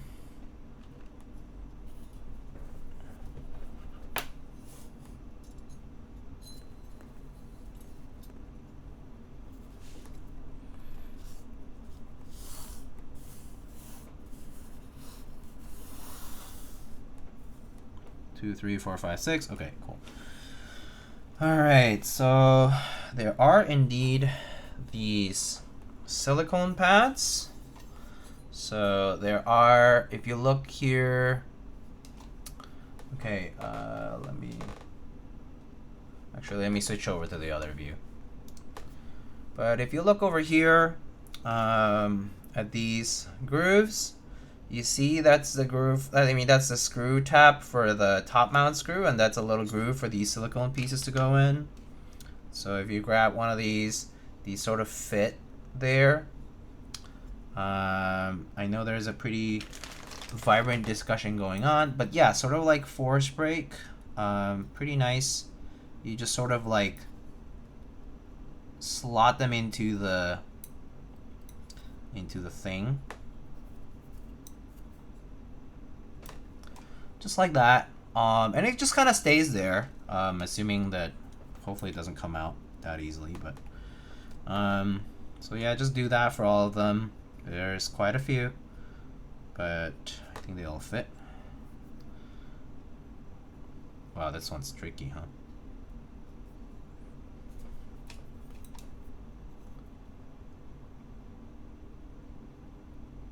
I'll say when it comes to lower quality keycap sets, PVT is preferable. I've seen way worse cheap ABS sets than cheap PVT in my time. I would personally agree with that. Yeah, I would say that there are a lot more like budget-friendly PVT sets that are like really good. Compared to ABS. I do agree. I do agree with that statement. I think generally that's kind of true, right? Like, well, at this point I'm not sure what's considered, you know, budget friendly, relatively speaking, because budget is a very personal thing. Why is CRP so elusive? Because CRP happens in like group buys similar to like GMK sets.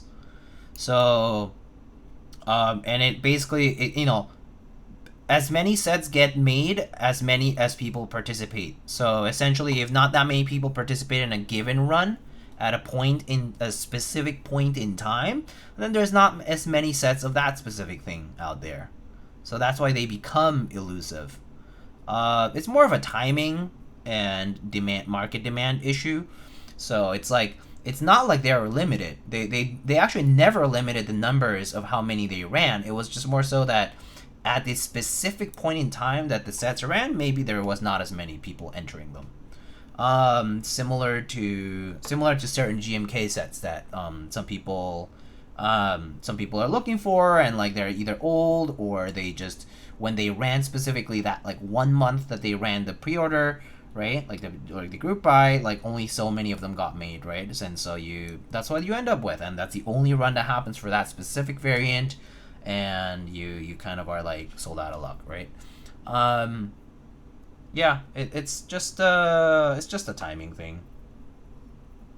Also, hi, I'm only who I am. Hi. How are you? Hello. How goes it? I haven't set for keycaps yet, but a more silent thought or silent would be great. What is better for that? I have my own preferences when it comes to silent.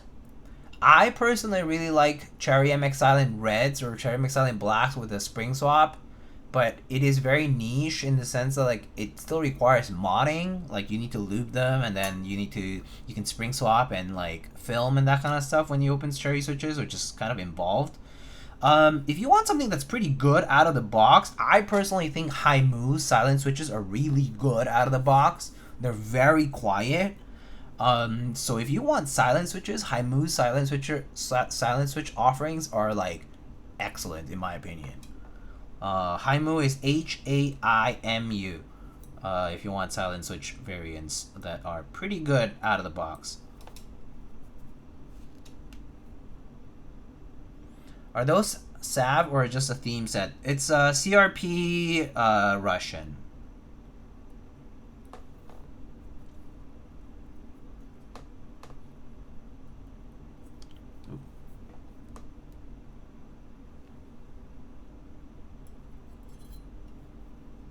Is CRP still making keycaps nowadays? Yeah, they still do. They do make like more odd stuff, but they do also have, I mean, there was a more recent offering. R6 had some offerings, like there was like black on black. There was like that Olivetti looking one, and a few others, I think. Okay, there's all the little thingies. I think that's right. Okay. All right. Now let's put on these screws.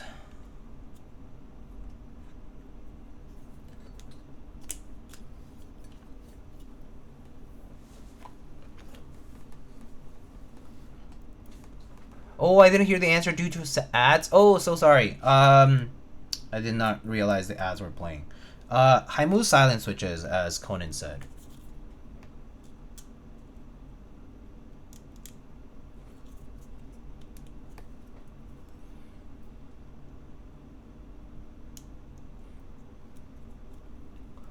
TTC silent V2s?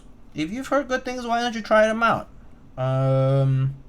I personally cannot vouch too much for silent switches in the sense that I don't have that much experience with them.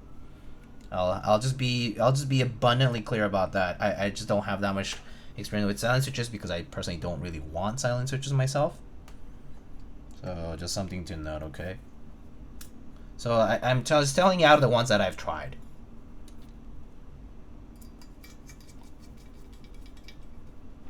Still wondering what I should put on my F260, MX Purple or Browns? I would say MX Brown.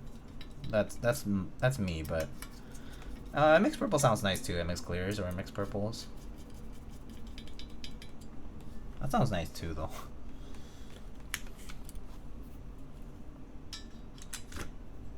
Oh wait, actually, you know what? For these tiny screws, I prefer putting them on first into the little tab and then putting the thing on to screw.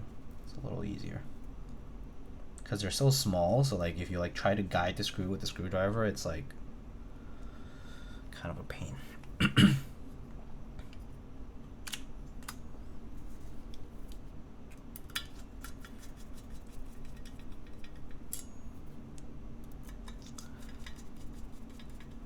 Why I don't want them to be too loud is because I want to try and start streaming. I don't see any harm with. I mean, look, obviously I'm biased because I'm a keyboard person, and I use louder switches and I stream and whatnot. And you can still play games and talk and still have a louder keyboard. To be honest, I would not discount the fact that you have a louder keyboard for that.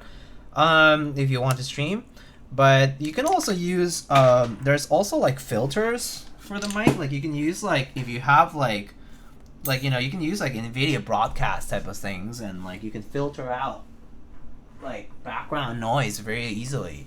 So you don't really need to have a silent build to be able to use it while you. Yeah, RTX voice, which is the equivalent of NVIDIA broadcast, right? So I personally think you shouldn't knock it off yet.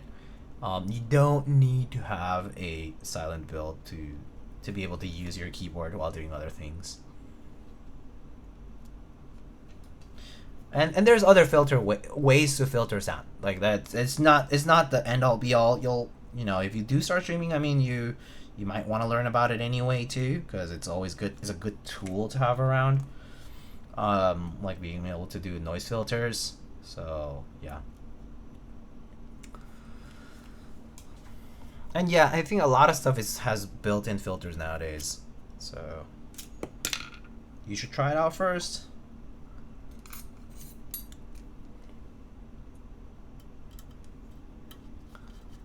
Diego, do you have a keyboard recommendation with Numpad for work? Do I need to be honest with this one? I mean, honestly, any kind of 1800 CP layout, 1800 or CP layout stuff is good. I know that the Leopold boards might not be like in production anymore. Maybe like the Toper one, but like there's a Toper FC980C, but there's also the FC980M. Honestly, OEM version of that layout, but like OEM and MX version of that layout, but it slaps. It's great. I love the Leopold FC980M or 980 or FC980C.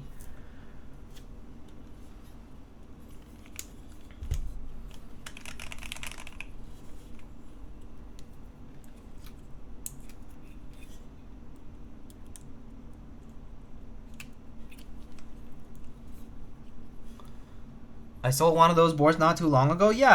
If you have a requirement for a Numpad, it's a solid one. Didn't hold on. Didn't actually now that I'm doing a Wind Studio build right now. Didn't Wind Studio do a 90X or whatever, Wind X or whatever it was called? It was a board with a Numpad. I'm pretty sure, right? I might be wrong, but I'm pretty sure it was something like that. Windex 98. There we go. See, I was right. Yeah. Didn't they also do the board like that? That looked pretty good too, if I remember correctly. I remember it would look pretty nice.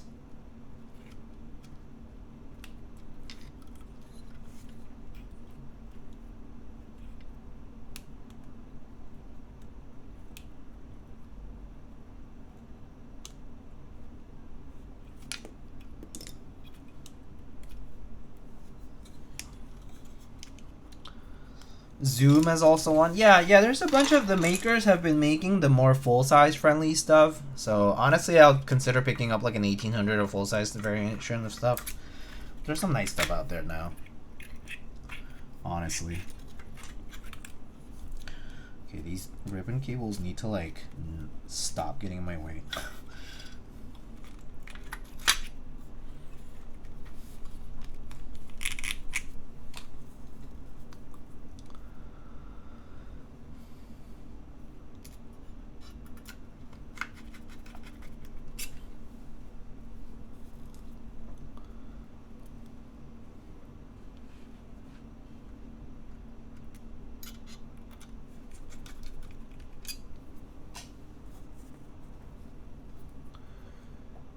Frog decal 8K if you just need the numbers and not really the other keys. Fair. Yeah, there's the last like year and a half ish has had a pretty big like big growth in Numpad friendly layouts, which has been excellent for the people looking for something for the office. There's been a lot of love for that, so I've enjoyed seeing that. Although I personally don't use them anymore as much. I used to do a lot more data entry stuff, but since I don't. Oh my god, this screw. Come on, come on.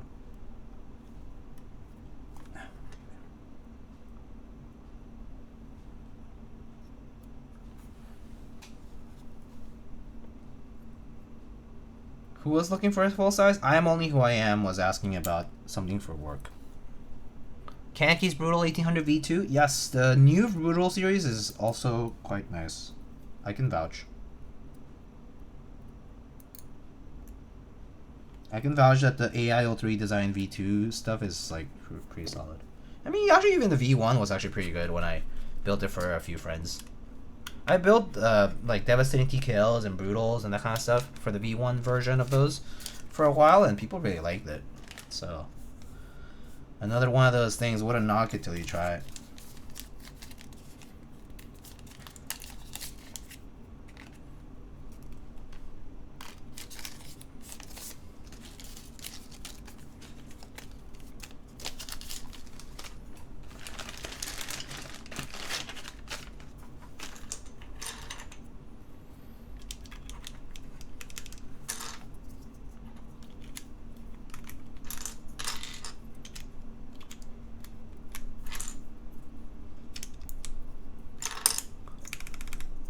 The German keyboard Discord is kind of dead. Hey. Just ask first and see, find out if they'll respond or not. Just because it's a small community doesn't mean that it can't be quiet. It can be quiet. That's fine. People respond on demand. You know, like they won't. They might not be chit chatting all the time, but they might be helpful if you ask. Sheesh. Last message in Keycaps was 7 days. God forbid people don't go online for 7 days. God forbid. Oh my god, guys. I was on the internet and there was no activity on the internet for 7 days. I'm gonna die. 7 days, too much offline time. Too much touching grass. It was too much touching grass for me. I couldn't do it. A whole week. That's what I mean. It's not that bad. Just ask your question. I'm sure it'll be fine. Just try it out. Okay. I put it on top mount this time. So we have a quite chonky board over here.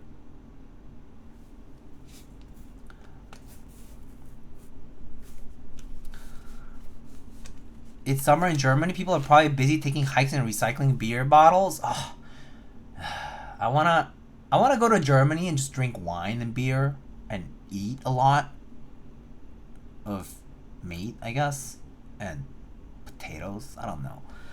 Whatever is good, man. Just give me food and beer and wine. A lot of wine.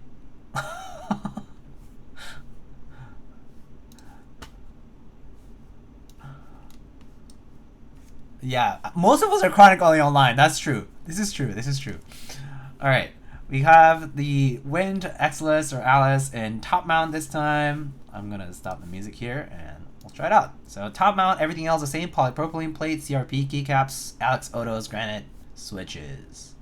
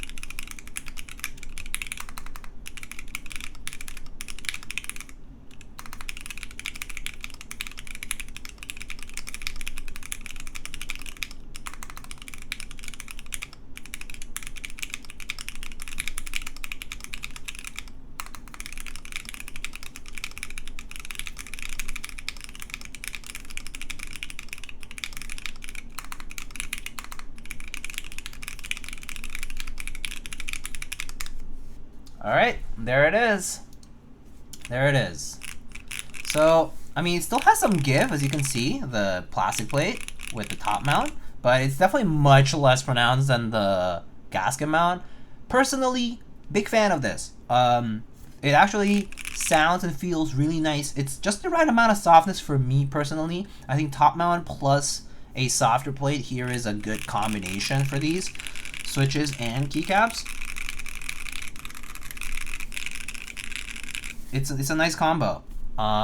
It sounds pretty nice. I think this is the better balance between the polypropylene and the mounting method. So I would say like, but maybe if you want to try your, you know, like an alu plate build and do the like an alu plate build and do the gasket mount, I think that would be pretty nice too. Look at any of the stiffer plates. But I think top mount is the way to go for this polypropylene plate. I think it might just be because the gasket mount, the mounting points are very much separated. Like they're like pretty much at the literal corners of the clusters, and so I think they're kind of very separated, and they're also very soft silicone pieces, very small too, and so they have just too much give, I think, with the lead spring mount. So personally, I think it's a little bit too flexy for me. So top mount with the softer plates, and maybe gasket mount you can consider if you want a softer mounting for the harder plates. I'm gonna go through the mods real quick.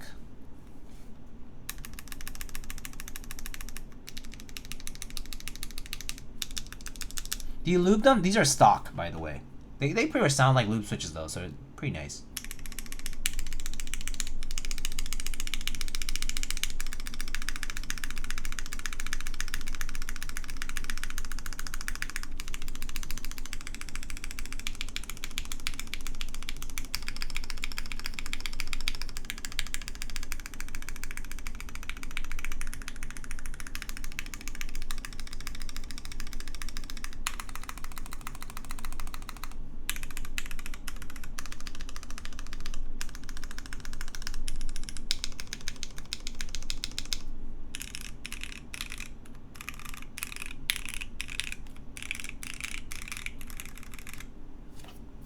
But yeah, stock, pretty nice, really nice, honestly.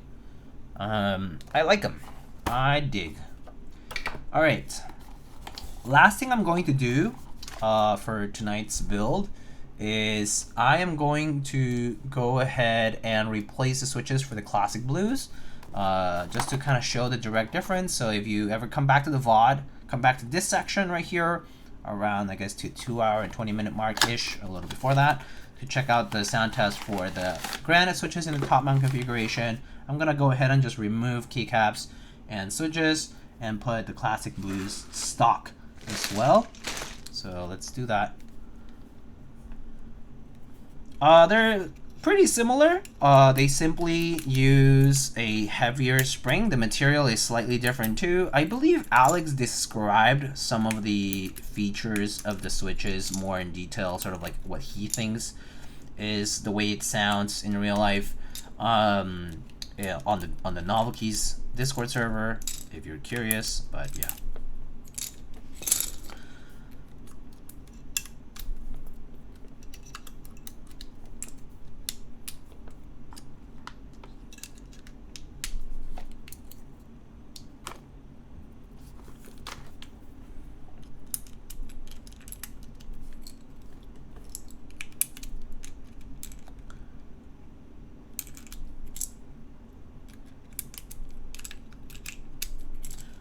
So for the folks wondering which one to buy, I guess I will just go through this replacement, switch replacement, and try it out.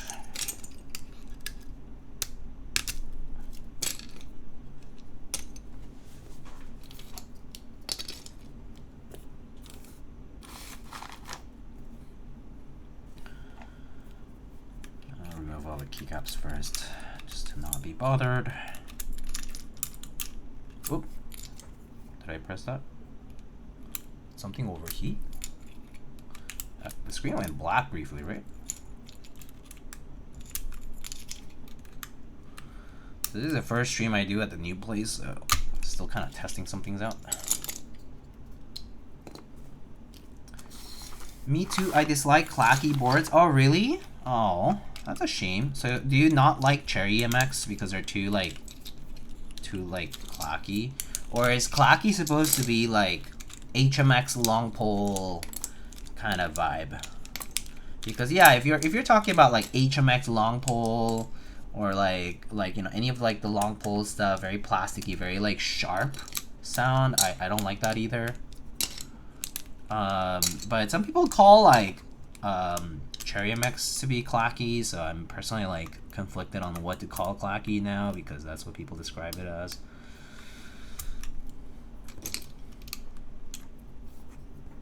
This is the first stream in the new place? Yeah. Smooth so far? Okay, that's good. Yeah, it is the first stream in the new place. I mean, if I showed you the rest of the living area right now, it's not quite a living area, it's more like a storage space. There's still a lot of boxes to unpack and organize, but it's a work in progress. It literally has been like barely a week for us, not even. So, yeah. Moving's a bitch? Yeah, it is. It is. It really is. Yeah, I mean, you know, the whole moving takes a few days, but unpacking and repacking everything takes like 9 months. It just takes forever. Alright. That's an exaggeration, obviously. Okay, so here are the classic blues. Color-wise, they're like more opaque and whiter for the base color. Just in general, though, the entire color is a little bit like a purer white rather than this kind of like more translucent sort of nylon. And this like also has like a more beige tone to it. Where are you, Mike? Switch puller. I can help. Help with what, Cole? Help with what? Oh, I thought you were just going to replace half the keycaps. No, I'll just do the full board. I mean, why not, right? Might as well just do the whole thing and try it out. Why not? I have time, it's fine. I'm good at I'm good at undressing, unpacking. Okay, buddy. Okay. I see. Very informative.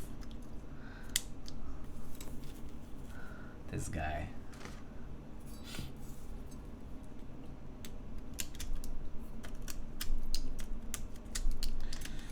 So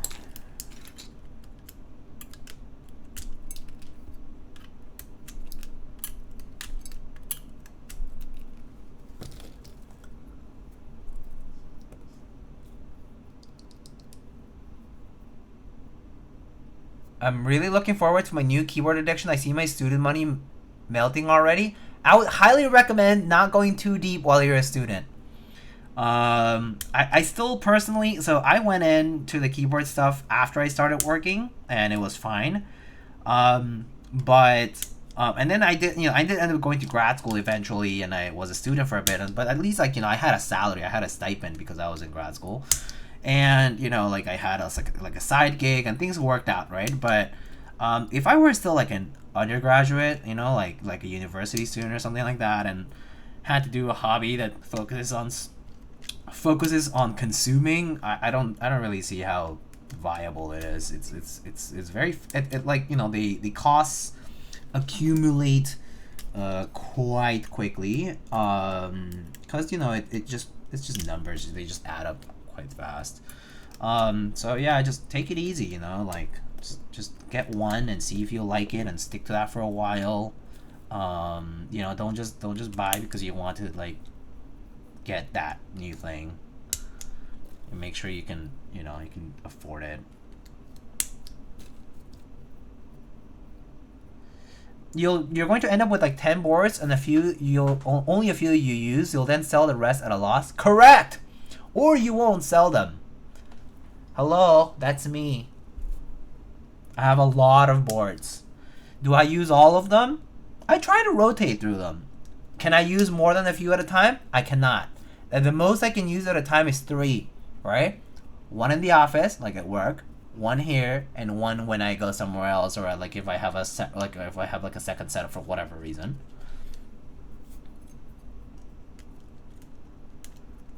So don't overdo it.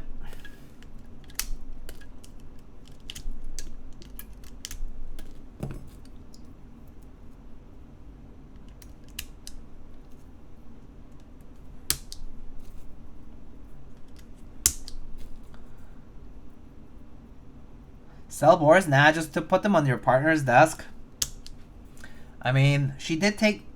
Yeah, I mean, she does take the ones that she likes, so... It's fine.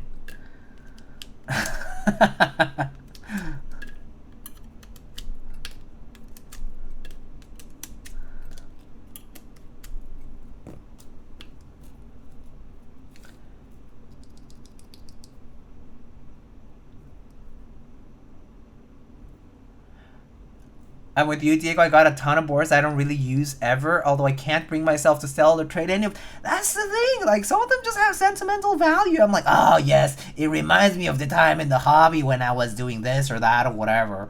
And I'm like, I'm not going to sell it. Or like, oh, this was to support a homie. Oh, this was to whatever. Oh, this I like because of this, even though I don't use it that much. And then that's how you accumulate stuff. And I mean, this goes in general, right? This is not exclusive to just keyboards. Like, this is how you accumulate stuff. You're like, oh yeah, this has very much sentimental value.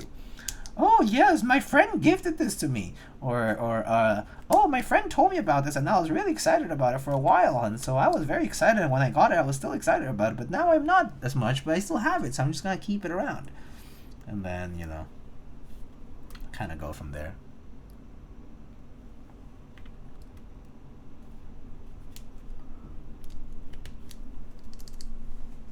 I was excited when I pressed order. Real.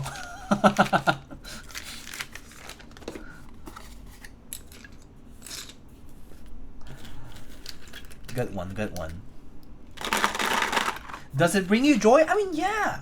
Yes. My keywords and my keyboard stuff do bring me joy. I mean, that's for sure.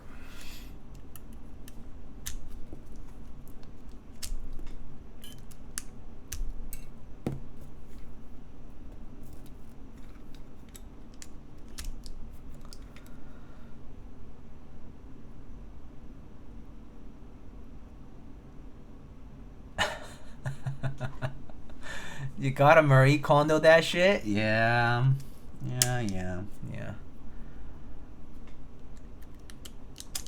Alas, here we are. If the boards bring you joy and you've made friends along the way, I say it's all well worth it. I agree. I personally agree. I don't know why the hell did I decide to do this while I live in like the most like real estate valuable kind of place where I can't like just amass stuff and have the space to store it.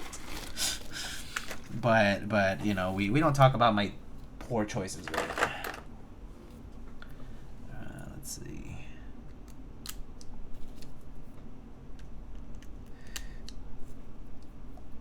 I'm fine with the money but not the space. That's me. Yeah, I'm fine with the money but not the space, because like the thing about the money, right, is like I spent it when I had the ability to, right? Like, it's not like I went beyond my means or whatever. But yeah, the space thing is shit's crazy, man.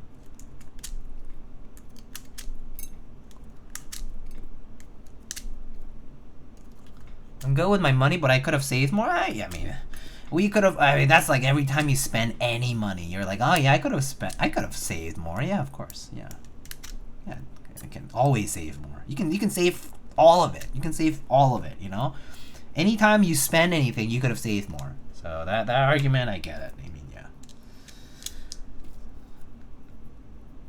There's a lot of things I don't regret buying. Yeah, same. That's how I feel about it too. I don't really regret it. But when I see how much space it takes, I'm like, oh, damn it.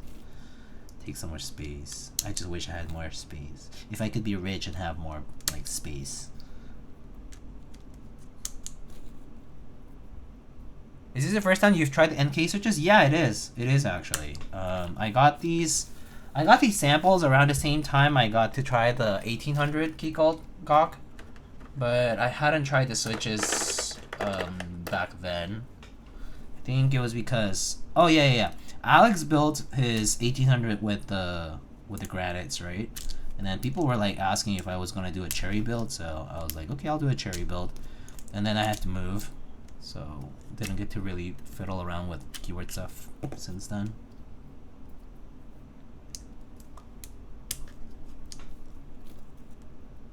I regret buying the things that don't arrive. Okay, that is annoying, yes.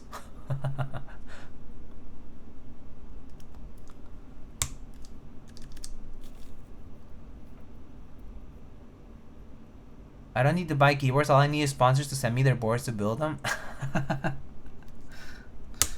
Yes.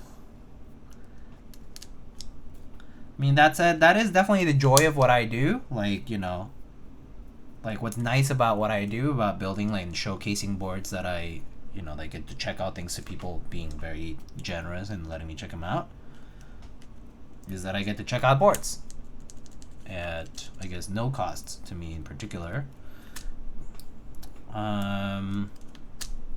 That said, I've also spent a lot from my own dime to like, you know, to collect and stuff. So but yeah, that's definitely part of the joy of doing this. It's to be able to check out stuff. And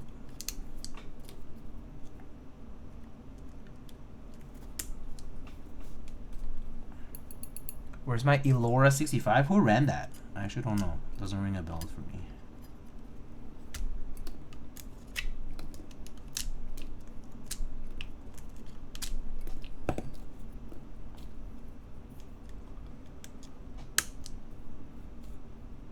Sorry for doubting the server. 2 people already here helping me. See, I knew it. The Germans are nice. The German community is a nice community, in my opinion. So I'm not surprised that they're already helping you.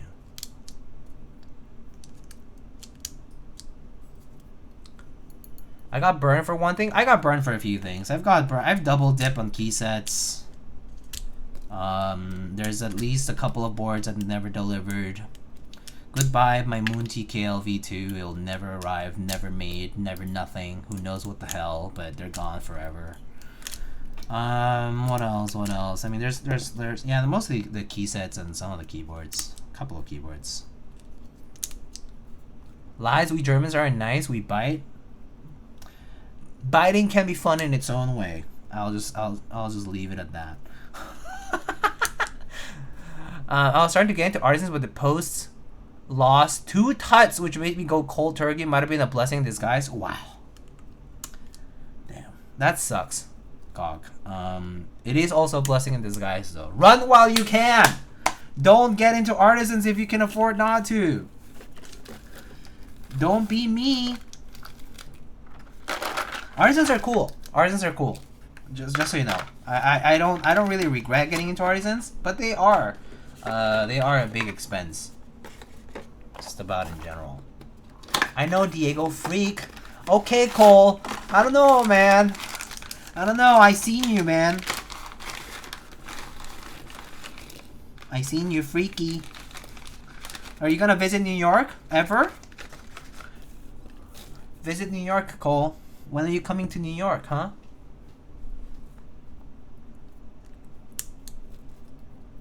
Nope. Okay, fine. Bye. The photo walk in New York, Cole. It's easy.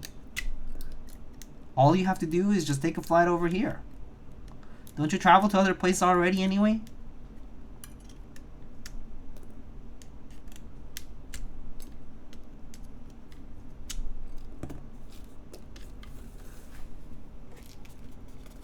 Did New York just get flooded? Yeah, some like stations and like some places did. Yeah, there are some places that are more susceptible to water, like suddenly arriving that quickly. But I think it affected parts of New Jersey, parts of New York. Not all, but yeah, like some subway stations were like flooded and stuff for a bit, or not for a bit, for like just like that one day. But yeah, it gets messy sometimes when we get those like flash flood warnings.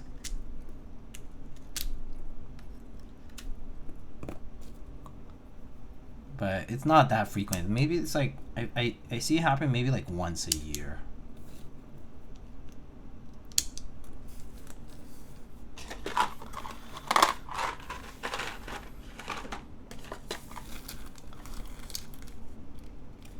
Bye. Okay. Bye, Cole. Getting burned was kind of a rite of passage in the hobby, unfortunately. Hopefully, we'll see much of less that going forward with so many good options out there. Yeah, true. Yeah, it's nice that at least we have nice and reliable options and whatnot too.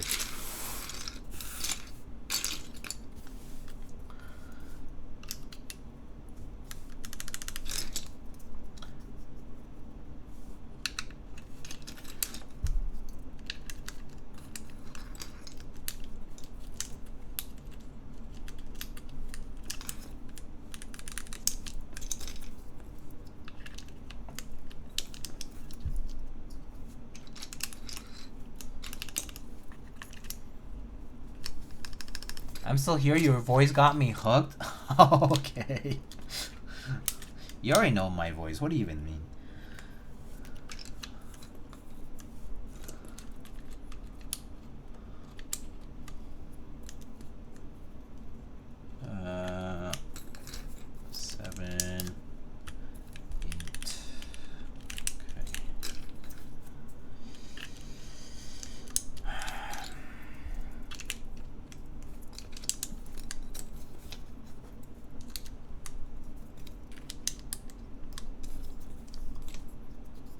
I'm hammering away at silver right now.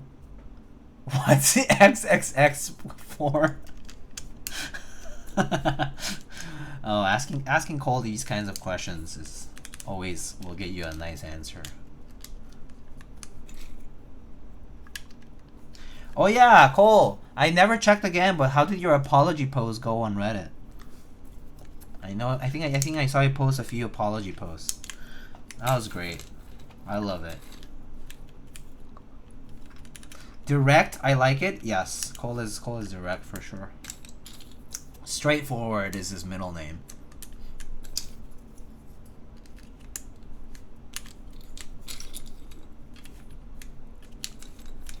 I deleted it.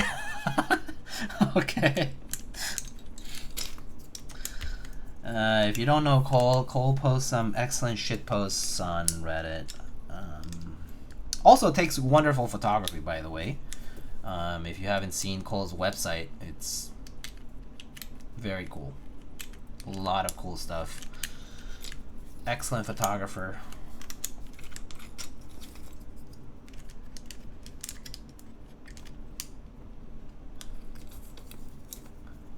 They undeleted the post, so I delete the apology. Oh, okay. Oh, that's what happened. I see.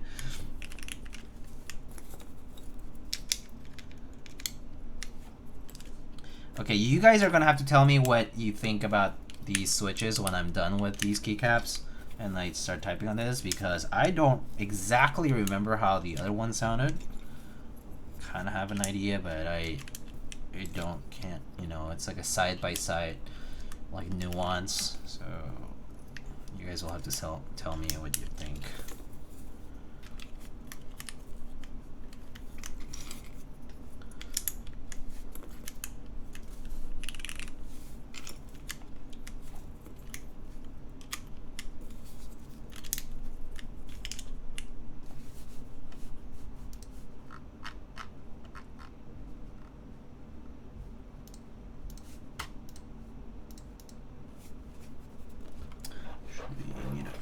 Second.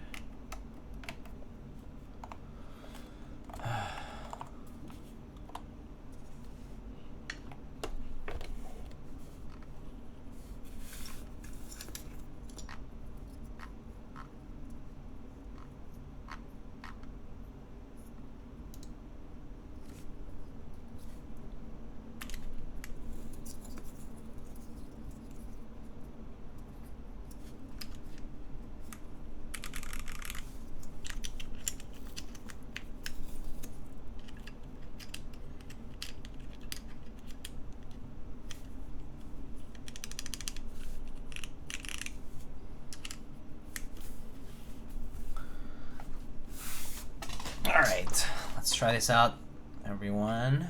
Okay, so there it is. Once again, the board.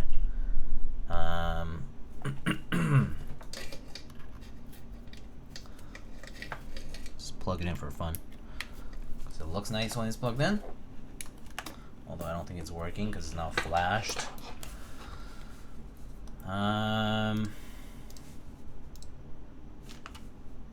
Alright. Just remember, I'm waiting for Prussian blue for getting GBs. Not good. Oh yeah, buy and forget. Buy and forget. That's the model. Buy and forget. Oops, sorry, I keep hitting the tripod here. Okay, let's try this out now with NK classic blue switches. Everything else the same. Top mount, polypropylene plate, and CRP keycaps. All right, let's try it out. All right, here we go.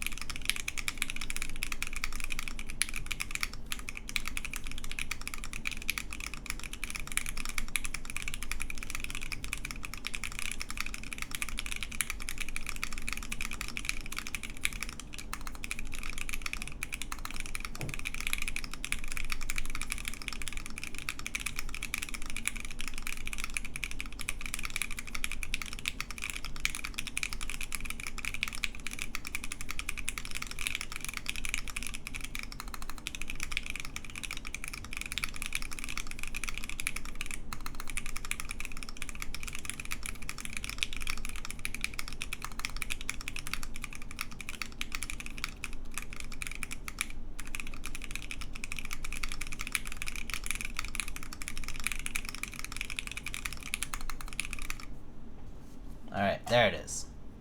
What do you guys think? Yeah, a little bit lighter, I think. That's kind of like the sort of like feel I get. Just kind of like hunch. A little lighter sounding. But pretty smooth. I would say it actually doesn't have as much of a... Like, it doesn't have a... What is that? Like high pitch? Like high frequency sound to it. I think the Granites have a little bit more of that, to be honest. But maybe I'm wrong. Need to kind of see side by side in the VOD maybe. Maybe the recording is a little better, but they still sound good. They're very smooth though.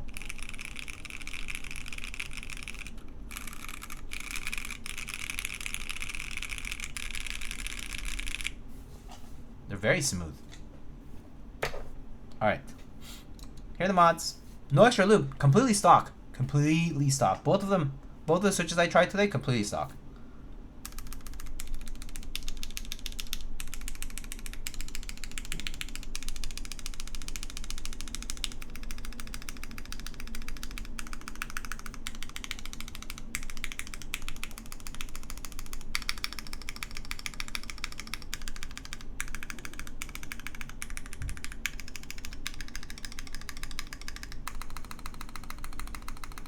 The backspace on this sounds so good.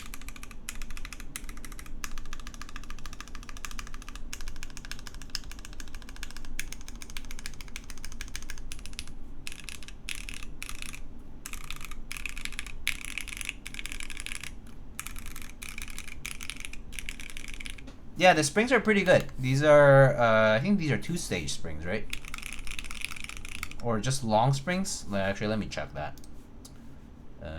Classic blue has no single stage, and the Alex Oto's Granite switches have 2-stage, double stage springs.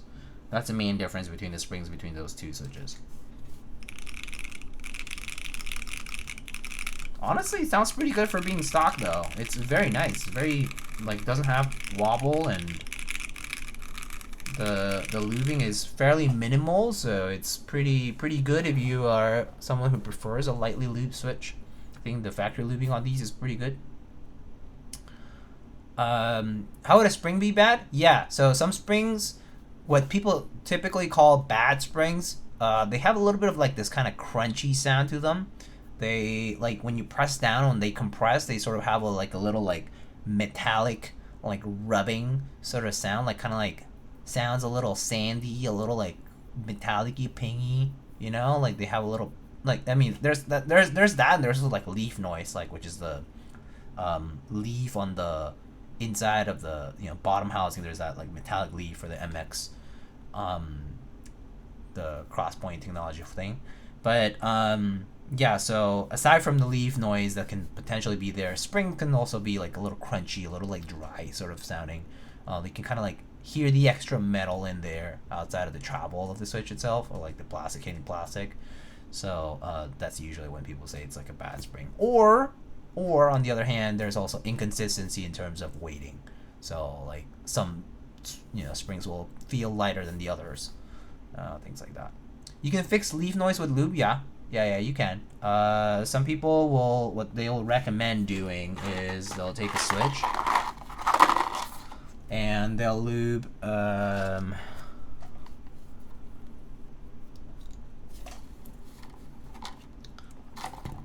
for the leaf noise. Actually, let's do it on the overhead.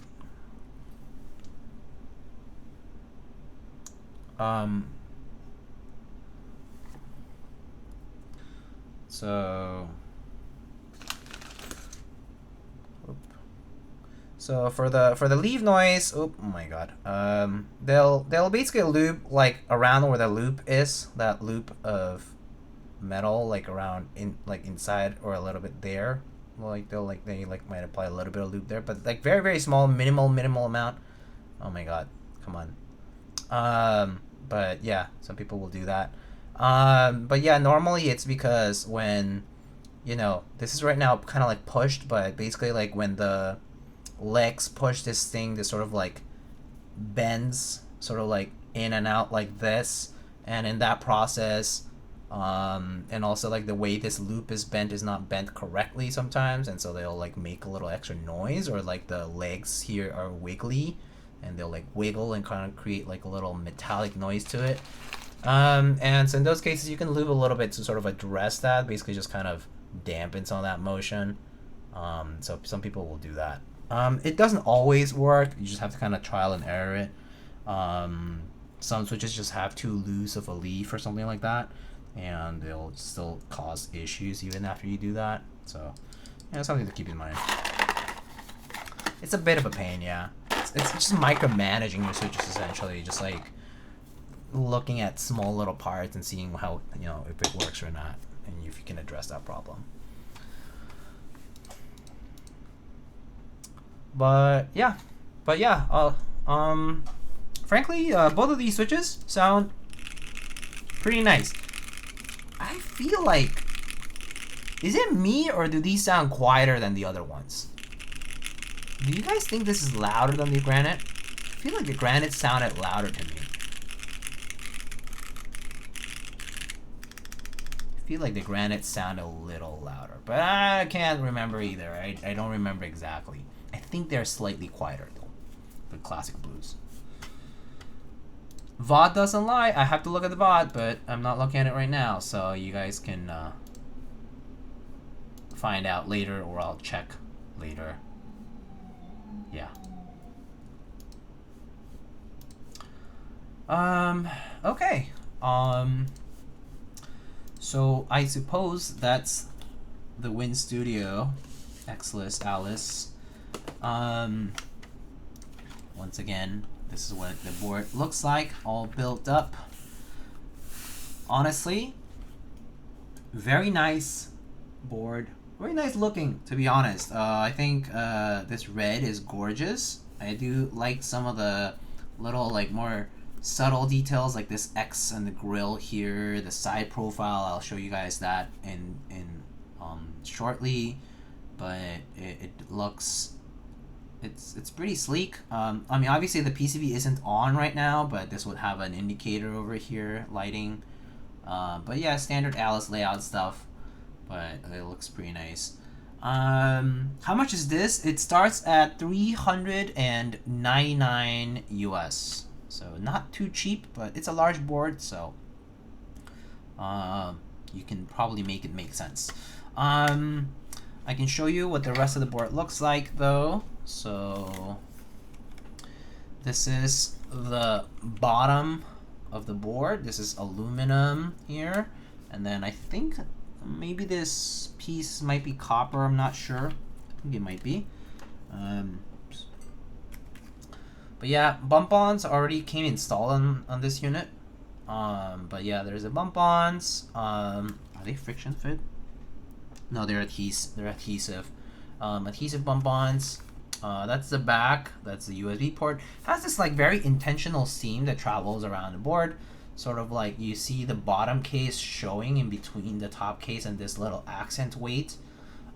Basically kind of shows that black bottom piece in between, and it acts like the seam of the board, which is a pretty neat detail. Like the top is like a cover, and this middle seam is actually part of the bottom case. That's just sort of on the interior part. But it's a very, very nice looking board, to be frank with you. It's a gorgeous anodized red. The quality of the anodizing, very good. Very good. There's the front, pretty low front height. Actually lower here at the split portion than over here. Pretty nice looking as well.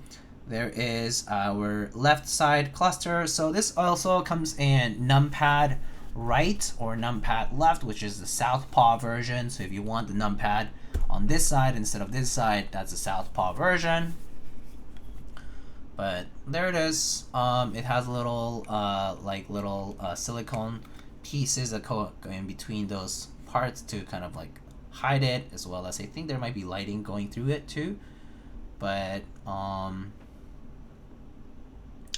very nice looking nonetheless.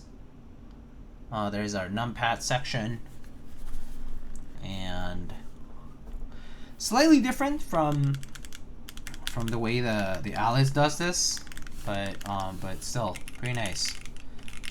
Yeah, so there's the board from the side. So it's a nice design. I think they did a pretty good job, and it sounds pretty good. This is like completely foamless.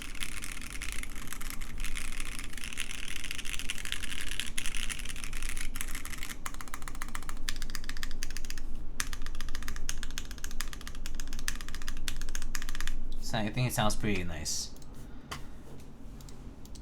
There's so many keyboards, but not for the German layout. There's ISO compatible stuff out there for sure. But yeah, it's definitely for if you're looking for hot swap, they do tend to limit it, but because of the footprint. But yeah, and also because of supply and demand sort of things. No one knows any? Really? In the German Discord? There's no ISO users. I'm pretty sure there are. Isn't Sava there too? He might know about ISO stuff too, right? Forget if he uses ISO. Yeah, he does use ISO.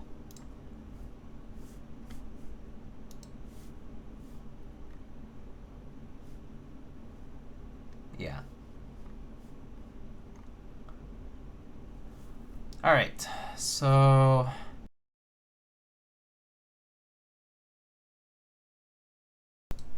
I'm switching to ANSI, at least I wanna. Wait, so what's wrong with so ANSI's fine. So switch to ANSI, yeah. And then so you just want keycaps that are ISO compatible, so you need like an international kit for them, right? To have quartz layout stuff.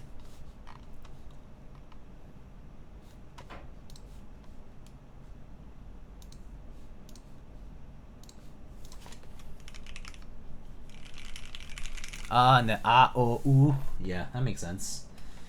Yes, of course you need your umlauts.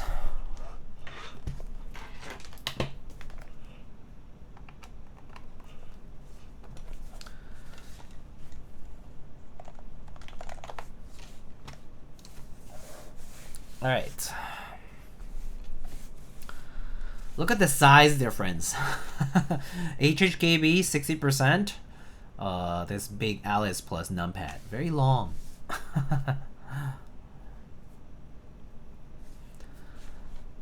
That's a long boy indeed. Yep, it sure is. Alright, I guess I shall wrap it up here. I don't know if there's any folks streaming tonight. It does seem like a quieter weekend. I did start a little earlier in the afternoon. So let me see who is, if there's anybody live right now that we can raid. Don't think I see any folks doing any keyboards specifically. But the Dash Ducks are still always live. We can go raid the Ducks. Love the Ducks. Alright.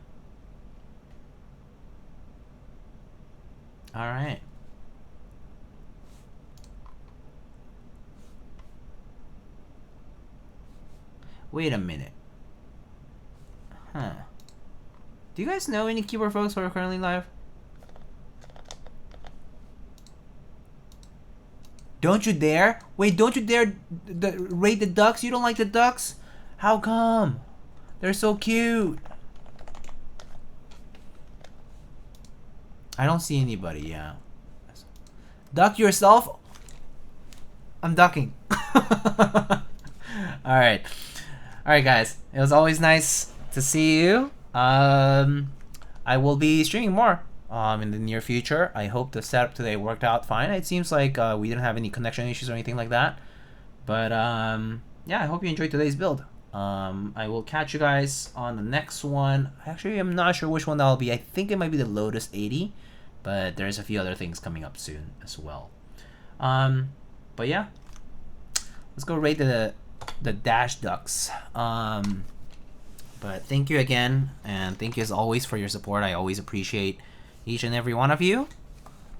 Thank you so much, and I'll see you guys next time. Okay, Cole. Have fun. Alright, folks. Take it easy. Hopefully next time it won't be as messy, but I can't guarantee it. I think it will still be, probably. My partner's away for this week, so it's like up to me to organize stuff. I can only do so much. Alright. See you guys. Take care. Have a good one, okay? Bye.